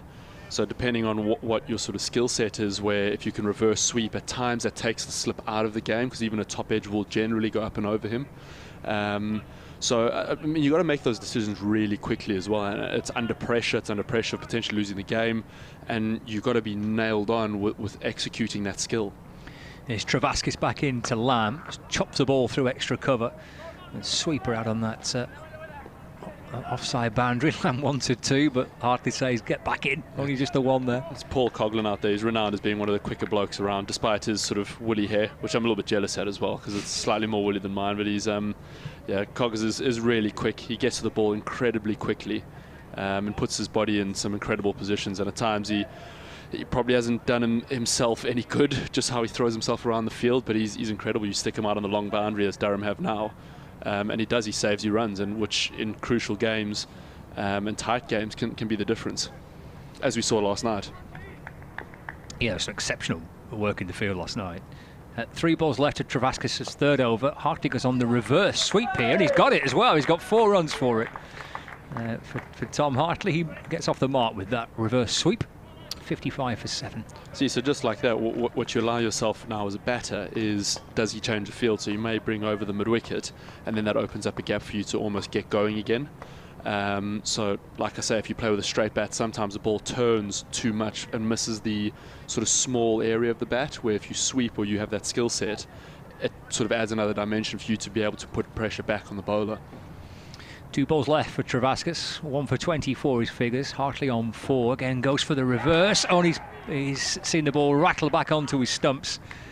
And Hartley, having executed that reverse sweep successfully in the previous delivery, sees the ball deflect back onto his stumps, and he's gone for 4. And Lancashire are out 8 down, and Durham on the brink here of a sensational victory for them on the back of a wonderful win against Yorkshire in their last outing. 1 ball left of the 9th over. And Lancashire are 55 for 8. To spin this round from batting in these situations to bowling in these situations, Keaton, and credit where it's due, Durham have been terrific with the ball since they've come out. They have been. I mean, Matty Potts up front, he just hit length really hard and allowed the sort of surface to create the error. And then, I mean, you see the change of angle from Travascus there to go back over the wicket and landed in the footholes that Emirates Old Trafford has created over the last sort of, I think, 160 overs or whatever of use out of the surface. So I think it's clever. And then at times it makes that reverse sweep harder because you don't understand the bounce that's going to come out of that hole. It may roll along the floor. It may really bounce and spit at you. So I mean, it's savvy bowling. I don't know who sort of suggested it, whether it was Rimington and Budwicki, the captain, or if it was his own thinking. Saqib Mahmood, the new batsman out there in the middle for Lancashire. Durham have been terrific tonight, and Mahmood just plays kind of half forward. The ball pitches and turns away into the gloves of the keeper. That is the end of the 9th over. Buckle in, folks. This is how it's gone so far. 9 overs into Lancashire's reply. 55 for 8. Davis for 8, Livingston for 15, Croft for 0, Villas for 0, Jones for 0, Lavelle for 12, Wood for 1, and Hartley for 4. 3 wickets for Potts, 2 for Travascus, 2 for Steele, who's going to continue, and 1 for Paul Coghlan. As Steele is in and bowling, it's off the back foot by Daniel Lamb and driving down the ground for a single, and Lamb moves up to 13. 56 for 8. We've seen some extraordinary T20 games this season. The game at Egbert was a bizarre T20 match against Derbyshire. A kind of old school type T20 match with very little boundaries and slow scoring as Mahmood turns it from across his pads through the onside for 1 run. And then this situation again is something you don't often see in T20 cricket. Yeah, massive. That Egbert game was a little bit surreal. You get 100 on the board and you almost feel like that sort of twitch thinking, is this enough? So yeah, I mean, you as a player you almost just want to make sure you get out of it. As Steele brings Lamb forward, it comes off the inside edge of the bat for a single through the onside. 58 for 8. Well, look, I mean, Saki does tell the boys that he backs himself as a batter, or was an all-rounder, as he says. So, look, I mean, hopefully Saki can just sort of, as I say that, the ball's just sort of stopped in the surface. But hopefully Saki can, I suppose, get a little bit of time at the crease and just sort of build us up towards some sort of total and hopefully look after the end run rate for us. Steele into Mahmood again, rocking back, trying to work it through the onside. Gathered by David Bellingham, the wicket-keeper for Durham, comes from behind the stumps to pick up the ball and hands it back to Steele.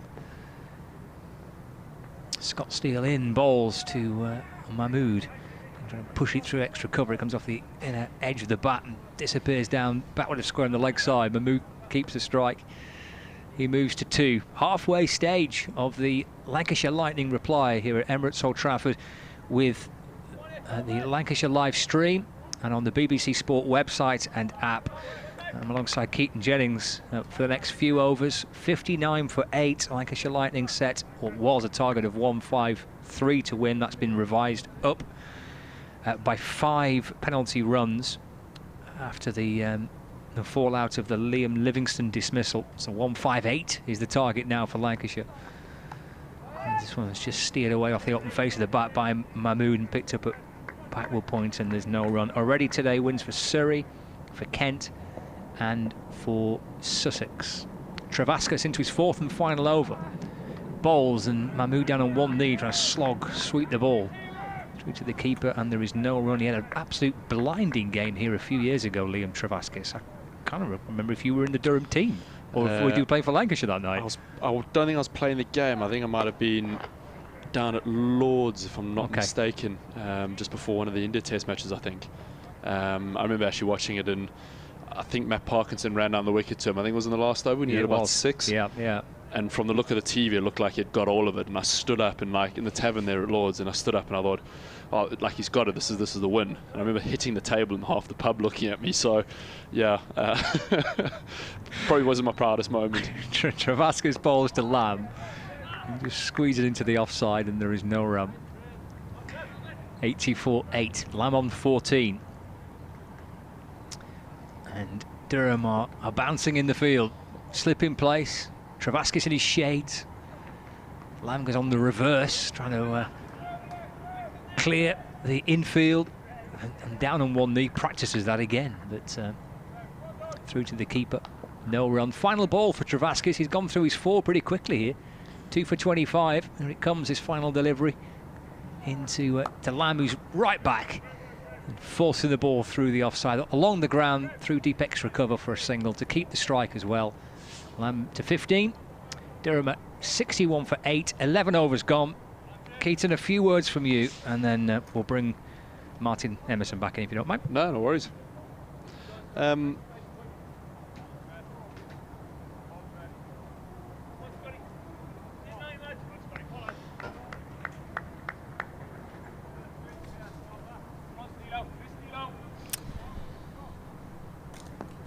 Scott Steele from the Statham end. This is just played behind point for 1 run. Start of the 11th over, 62 for 8. Makes it tough reading that. I suppose not from your point of view, though. Well, here's the next ball from Steele on the leg stump, and there's a throw at the stumps at the bowler's end by Remington. It was a little bit lively, that one. 1 run. Trying to keep up with what's been going on, because even when I was just doing an update next door, there was another wicket fell. Saqib Mahmood's out there now. So there was 61 for 8, weren't they, at the start of this over. This is played out through the covers for 1 run. 94 needed. Might sound silly saying this, but it just needs 1 partnership. This game is not over if 1 partnership gets going here. We've seen freaky things. I know you don't believe me, and I'm looking at comment there. Yeah, I'm looking at. Get slated whichever way I say something. No. Well, that's through to the keeper. I mean, you wouldn't expect it to happen, but I mean, look at that partnership the other night for Australia, for instance, a 200 run. I'll tell you what I think. Yeah. I'll remind you of a weird, quirky thing in cricket. I think I know what you're going to say. Yeah. In comes the bowler. Oh, smashed through the hands, perhaps, of Steele.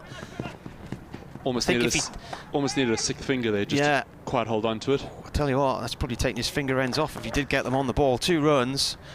Well, look at the final in 2016. Yep. Weren't Northampton 9 for 3 against Durham? Yep, and they were indeed. Yep.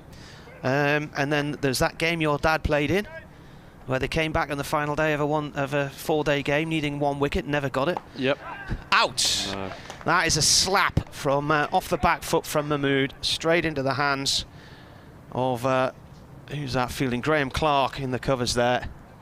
It's going to need an extra special partnership for the 10th wicket now of 92. Mahmood's gone for 6. Well, this is incredible.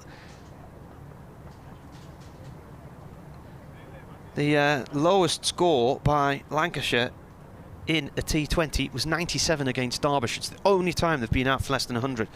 But Durham did dismiss them for 117. They've done it twice, 117 for 8 in 2006 and 117 all out in 2011. And on that occasion, Durham won by 83 runs. Now, Durham's biggest victory by terms of runs was 97 against Northampton in 2011. I don't know if you played in that match, but Northampton were all out for 47 in Chesty Street. Collie got a hat-trick. Don't think I did. I was still a young pup Still a then. wee whippersnapper then, yeah.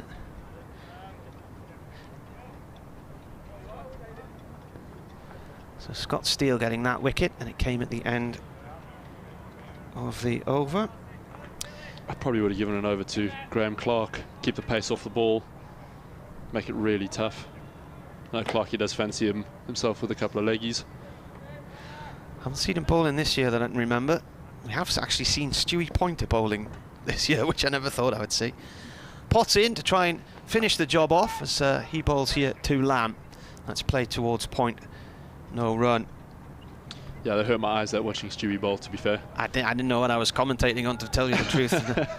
I took a picture of it and said, name Durham's new bowler, and there were quite a few responses to that. And people were asking me, what does he bowl? I said, I really don't know. Full tosses. Potts comes in and bowls. Ooh, and Lamb tries to go hard at that one and plays and misses outside the off stump. What are the bowling figures here? What's Potts has got 3 for 4, Steele 3 for 11. Incredible stuff. Travaskis has got a couple as well.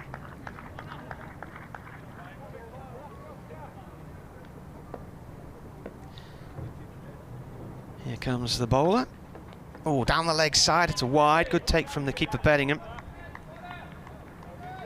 I suppose it just shows how quickly the sort of momentum of the game can shift your way when you do get that one over like Potsy had earlier. And you have, what was it, 3 wickets in the over? It can just put a side massively behind the 8 ball. Yeah. And you can just really struggle to try and pick back up and just try and get things going your way, really, because you just don't really have the time in the game to sort of wrestle that back. Potts in again, and Lamb looks to try and ramp him.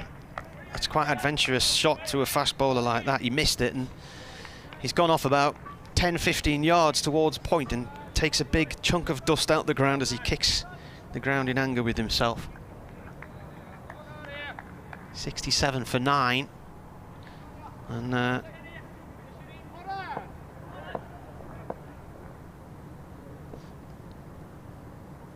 in comes the bowler again, and that's up in the air, but it's safe, I think. Yeah, Coughlan's out there at deep backward point. 2 runs. Coughlan with his sunglasses on, staring into the sunshine.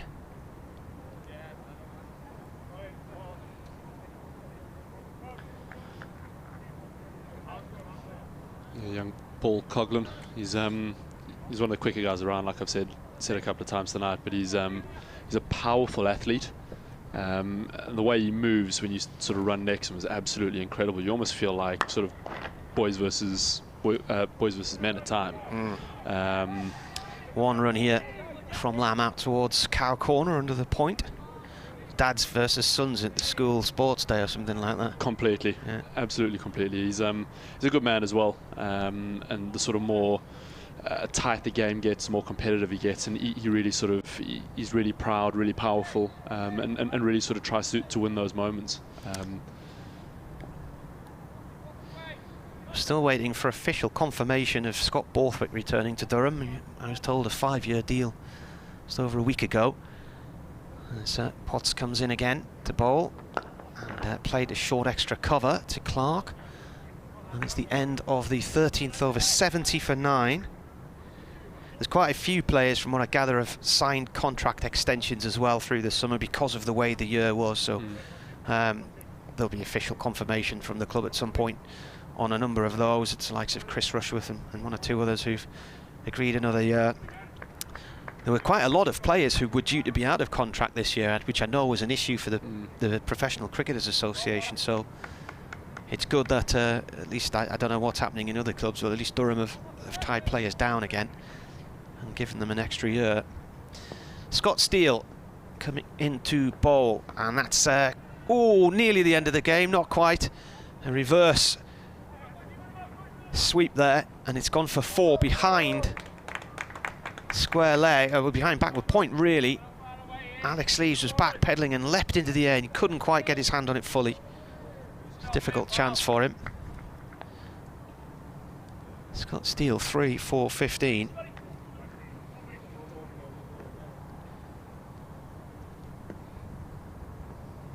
He comes into bowl again, and this is played back past him for 1 run by Parkinson. And the likes of Travaskis and Scott Steele will love to be playing on a grippy surface like this. They don't really get the opportunity to that much. You know, it's not a turning wicket really in Chesley Street, is it? What do you mean? It's got resemblance of Mumbai up there. Yeah. In comes the bowler, and that's gone in the keeper's gloves. It's a wide down the leg side. Steele's best bowling has been, is that right? 1 for 6, so this is his career best. I thought he'd done more than that.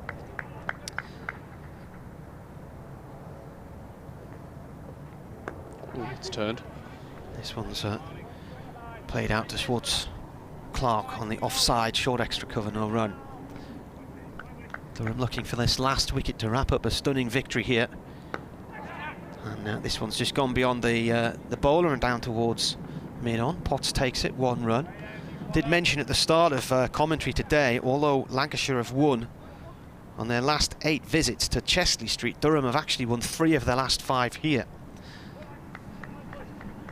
including that game in 2018 where Travaskis bowled that final over and took 3 for 1. Stealing again, pulled hard out towards the deep mid-wicket area, and Cars comes across and cuts it off. 2 runs to Lamb. 79 for 9 now, Lancashire.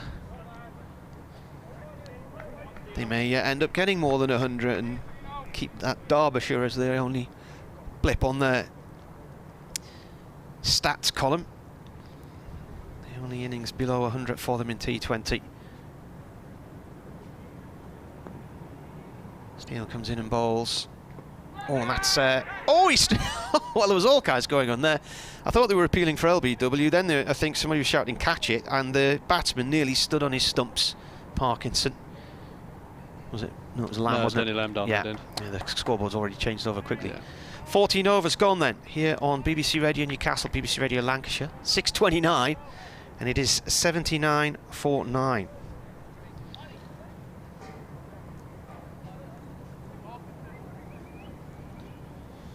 Nice sunny evening in Manchester. I mean, just to pick up on Carsey there, Carsey, he's the kind of guy from when I was at Durham quite a few years ago. He was quite small in stature, he's put a lot of time in the gym, a couple of injuries have sort of set him back. Well, he had that foot problem that he couldn't get rid of, and then there was a knee injury, wasn't there, which plagued him for a year. Knees and shins and all sorts. I mean, he's probably had his fair share of chakalaka in his time, which is a sort of traditional South African dish, and he's obviously grown a little bit stronger and put his time in, which is good. I mean, it's good to see him do well for the Lions over the winter, and he's come back and almost remodeled his action as well, which is brilliant. Remington bowling there to Parkinson. It was a single off down towards third man. I know he did. He was quite frustrated, particularly with a knee problem that he couldn't get rid of, and they sent him to see a Harley Street specialist, and the specialist said, look, the club are going to have to treat his rehabilitation and his build-up and his training differently to other players just because of the way he's built, the mechanics and whatnot. Remington in, and slightly over. That sounded like a gun going off there. Played by Lamb up towards long on for 1. Noise of ball on bat echoing around Old Trafford.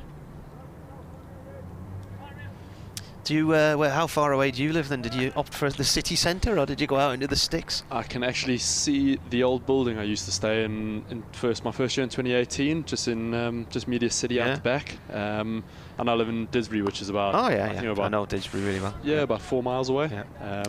So a nice little pub around the corner called the Met. Yeah, been in there. Yeah, it's best pint of Guinness around. I'm not paid by them. Yeah, well, it's other pubs are available. Well, Emirates Old Trafford and the Hilton Holiday Inn do a fantastic pint of Guinness and an overnight stay as well. I thought I'd just drop purely for the iron content while drinking responsibly on a balanced diet, of course. Definitely. Remington's just gone for a single. He's coming in again and the umpire stops him. When I was working down here when 5 Live moved to Salford in 2012, and I did 6 months as a weekend sports presenter. Right. So I spent a few weekends staying in and around Salford Quays and got to know the place quite well. And then one of my colleagues, who's also a family friend of ours who was working there, had a flat in Didsbury just round the corner from the pub you mentioned. Nice. So stayed there quite a lot as well. In comes the bowler, and that is a little ramp, and it's gone over the stumps and it's cut off down at fine leg by Steele for 1. And there was one night I was returning home from a shift, finished at about midnight, and as I was coming through Didsbury police tape everywhere, and somebody had fired a gun at one of the pubs on the in the main street and shattered all the windows. So it was Normally it's quite a quiet, leafy area. What's going on here? But you're on about Joburg or Didsbury? It's Didsbury, yeah. Couldn't believe what I was saying. In comes Rimington again. It's a wideish delivery and it's played by Parkinson out towards short extra cover and cut off by the diving Clark. But no, it is a fantastic area. I mean, Manchester's it's a great city. There's loads to do from live sport, well, pre-COVID time at least, live sport to sort of music events and all sorts around the city, which is restaurants and bars, which is it's a fantastic place to be in. I've loved living here. It's been fantastic. Remington, and that is the end of the innings in a very soft manner there. A bit of a false shot from Parkinson. He's caught by Graham Clark at short extra cover, and they're out for 83. 83 all out Lancashire to lose by 75 runs, their lowest score in a T20, and Durham very much alive and kicking in this competition this year. It took them 5-6 matches, I think it was, to get their first victory. They've now made it 4 in a row, and Lancashire all out for 83, Parkinson going for 3. And a tame surrender in the end there. Just a soft shot, really mistimed towards short extra cover, and Nathan Rimington getting that wicket. So, well, I didn't see that coming today, Keaton, I have to say, and I'm mildly surprised, to be honest with you. Neither did I. Yeah, look, I mean, a real sort of tough pill to swallow from our point of view. It's important, though, that we make sure we sort of not bury it, because I think we need to acknowledge where we've gone wrong in the last sort of, I suppose, 3 and a bit hours. And make sure that we bounce back quickly and get back up for Sunday. Well, what a performance this has been from a Durham point of view.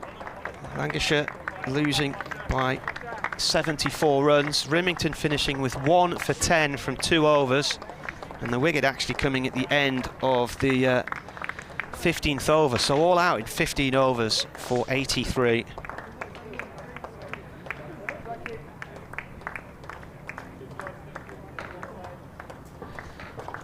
Well, what can you say? That's just been rather startling, to be honest with you. And our thanks to Keaton for joining us on commentary. Yeah, appreciate him coming up, because it's never easy, is it, when you sat there watching your teammates struggle as they did. But congratulations to Durham. Yeah, that's an outstanding performance.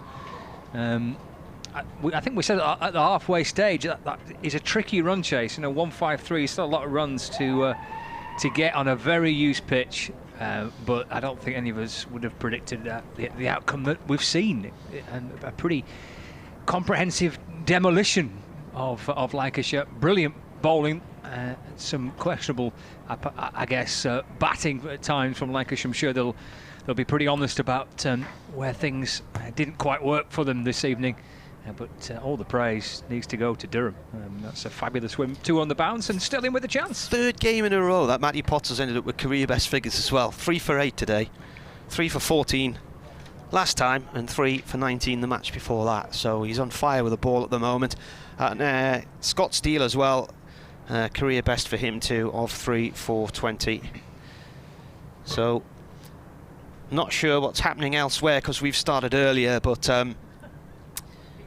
Lancashire, I think, now settling for 2nd spot in this competition. Yeah, I mean, I think they probably still have a chance of a home quarter-final, but obviously tonight's result makes it much tougher. But wins already this evening for Surrey.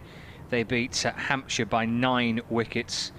The Kent Spitfires beating Essex Eagles by 4 wickets.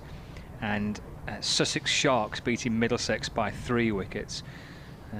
This is how the tables currently look. Obviously there's still games going on this evening, but a quick look at the T20 Blast live tables as it stands. The North Group, Notts Outlaws are playing now, but they currently have 14 points from 8 games played. Lancashire have played 9, so they've got 1 game left, and they've got 12 points in 2nd place. Durham have 9 points now in 2nd place.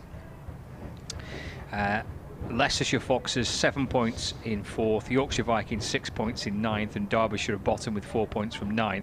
So Notts Outlaws will finish top. Their run rate is far superior than Lancashire's. Notts Outlaws will finish top.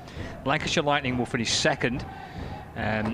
Durham have a great chance of finishing third, and that could be enough for Durham. Durham can't finish second, but third place could still yet be enough for Durham. The South Group, Surrey are top, 14 points. Kent Spitfires are second, 12 points.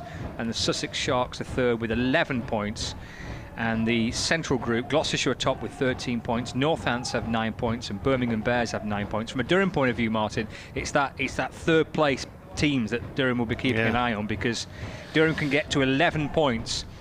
At the minute, Sussex are third in the South Group with 11 points, and Birmingham Bears are third in the Central Group with 9 points. Interesting stuff. Right, the Blade and Races is being sung to great fanfare down below. And I'm going to go and get some reaction to this, because we can hopefully still get it in Total Sport tonight on Radio Newcastle. Thanks very much for joining us on what's been an incredible day for Durham. They've won by 74 runs. Lancashire bowled out for 83, their lowest score in T20, and only the second time they have been dismissed for less than 100 in this format. Thanks, Durham. Congratulations. Thanks, Martin. Congratulations to Durham. We'll be back with you on Sunday from just before 1 p.m. for the final T20 group fixture for Lancashire Lightning on medium wave 855 from just before 1 p.m. But enjoy the rest of your Friday night.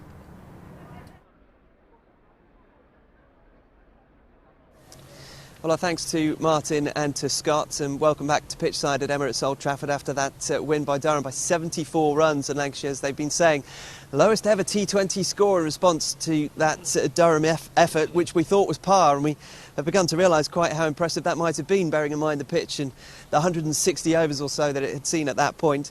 Welcome once again to Keaton Jennings and to Graham Onions. We'll be wrapping things up here as the sun sets over Emirates Old Trafford, but not on the chances of Lancashire reaching a home quarter-final. Still a possibility of doing that with a win over Leicestershire in the final game here on Sunday. For Durham, and we've just been regaled with their winning song. It was particularly loud, we could hear it down here. There were more than just us that could hear it, that's for sure, but a vital win for them as they attempt to reach an unlikely, as it would have been, quarter-final until a few games ago. But Keaton, just a word on that batting display. I mean, we kind of knew that it was going to be difficult if the power play didn't go Lancashire's way. We would probably need to kind of mea culpa. We built that up too much, didn't we, in the end? Yeah, well, look, I mean, we did say that power play is going to be crucial, and when we 4 down in power play, it's really tough to try to get back out of there. When you have an over like Matty Potts had, where you get 3 in the over, you never build that momentum to try and sort of scale that sort of whole run chase.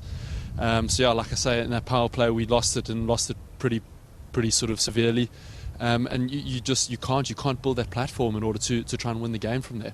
Yeah, 9 for 4, Graham, 34 for 5, and the power play was 40 for 5. It's an incredibly difficult start to overcome. Yeah, kind of saying what Keith has just said there. You look at the power play to try and take it down and to win the game, but the problem with that is that you come unstuck if you lose wickets. And yeah, losing 4 wickets in that power play and being, obviously being under pressure from some good bowling, as well as, you're not going to win many games. It's such an anomalous result, really, isn't it? An anomalous performance, particularly at the bat for Lancashire. They've been able to win from so many different positions and so many different circumstances just this year, but particularly over the course of the last few years. So where's it come from? I suppose mentally tired? There's been a lot of cricket, or is it just one of those strange results? It's certainly not acceptable, but also it's something that we just got to kind of obviously talk about now, which I'm sure that they are in the change rooms, because as I said, it's not acceptable, but it's something that we can learn from as well. Of course, you've got to remember that we're through, so we are through to the quarters. The lads are still hitting the ball well in the nets. They're still doing a lot of things really well. Today was an off day, to say the least. So we just need to move on to obviously Sunday, win that game, hopefully get a home quarters here. If it's not, then we're still very much in a knockout situation where we need to go through. And look, we've got a good enough changing room in there to win this competition. We believe that. It's probably been slightly dented by obviously today's result, but we've got to learn from it and get better. That's an interesting point, isn't it, Keaton? Because there is often an opportunity, given how serene the progress has been for Lancashire so far in this competition, there is an opportunity to learn and to appreciate that it's not necessarily laid out in front of Lancs in the way that others looking on might assume that it is. Yeah, definitely. Look, and I think also as well, you in these competitions you're going to have the sort of lulls in performance and that sort of ebb and flow as it goes, and it's crucial that peaks at the right time. And realistically for us, it's almost, you're a game away from wanting to peak at your best. So to take a knock now potentially may not be the worst thing. It sort of, I suppose, bumps your nose out of place, and sort of gives you that little kick up the backside to not necessarily train harder, but to be that slightly more clinical in the way you go about your training, in the way you go about your prep, and in the way you go about your play as well. So at times it's not the worst. Like Bunny said, we are through, and we need to make sure that this sort of ends up being a positive thing, as opposed to sort of just looking at it and battering yourself for pretty sort of poor performance. But you take it on the chin, you accept responsibility, and you make sure that the next game not necessarily is a win, but you're a little bit more clinical in the way you go about your thinking and the way you execute. Yeah, chance to reset perhaps, and we'll finish by paying tribute to Durham's performance today, and on the back of the 3 results beforehand, the 4 results that they have in a row now puts them in a better position. It's still a lot to play for in terms of they've got to now really go and beat Notts in their final game on Sunday, but a word about their team spirit and the fact that after a really poor start to the group, they've managed these 4 wins in a row and 4 really impressive wins. Well, again, like I say, you want to peak at the right time. Potentially they may be peaking at the right time, or they get their wins now and suddenly you get to a quarter-final and you may lose that game just through the ebbs and flows of the way the tournament goes. But like I say, from our point of view, we need to make sure we take the knock on the nose. I think it is important that you take it, and you make sure you get better. And games like this happen. It's professional sport. As long as you learn from it, like Bunny said, you accept responsibility, and then you move forward in a better place. Yeah, they'll be able to take this Durham on the long trip back, won't they? And you know that trip really well, don't you, Graham? About you've done it a few thousand times, haven't you? Yeah. Look, honestly, you give these lads credit as well. I mean, obviously, we as I said before, you always look at that. Have we done something wrong? Have we not prepped well enough or whatever? The prep's been just the same as it was last night, and we performed well and we won. You know, Matthew Potts over the last few games has taken a lot of wickets up front. The other night he took 2 in an over as well, so he's obviously at the top of his game at the moment. Equally, don't necessarily look at what Durham have done, like look at in-house as well and see where we can keep on getting better. Well, it's been great for you guys to spend the day with us. Thank you very much indeed. We appreciate your time. It's become incredibly chilly all of a sudden. I'm absolutely Baltic, to be fair. Error. Yeah, I've left my jumper in the change room. It's probably not the right time to walk in and grab it, so my hands are absolutely freezing, and looking at Bunny with his grey hairs, and he's freezing as well. Yes, he's shivering and he's from the northeast. You've got an excuse, but at least you grew your hair to keep you warm, Keaton. This is the moment that you're appreciating that. To Graham, to Keaton, thank you very much indeed. Appreciate your time with us today, guys. So one more opportunity for Lancashire to just try and secure that home quarter-final. There's an opportunity to do it on Sunday afternoon here against Leicestershire for the final group game. We'll be back here, hopefully under the same blue skies, for the Lightning against the Leicestershire Foxes. That is a 12:30 stream start, so we'd love to have your company then. For this evening's game, let's just call it an anomaly for now, shall we? Good night.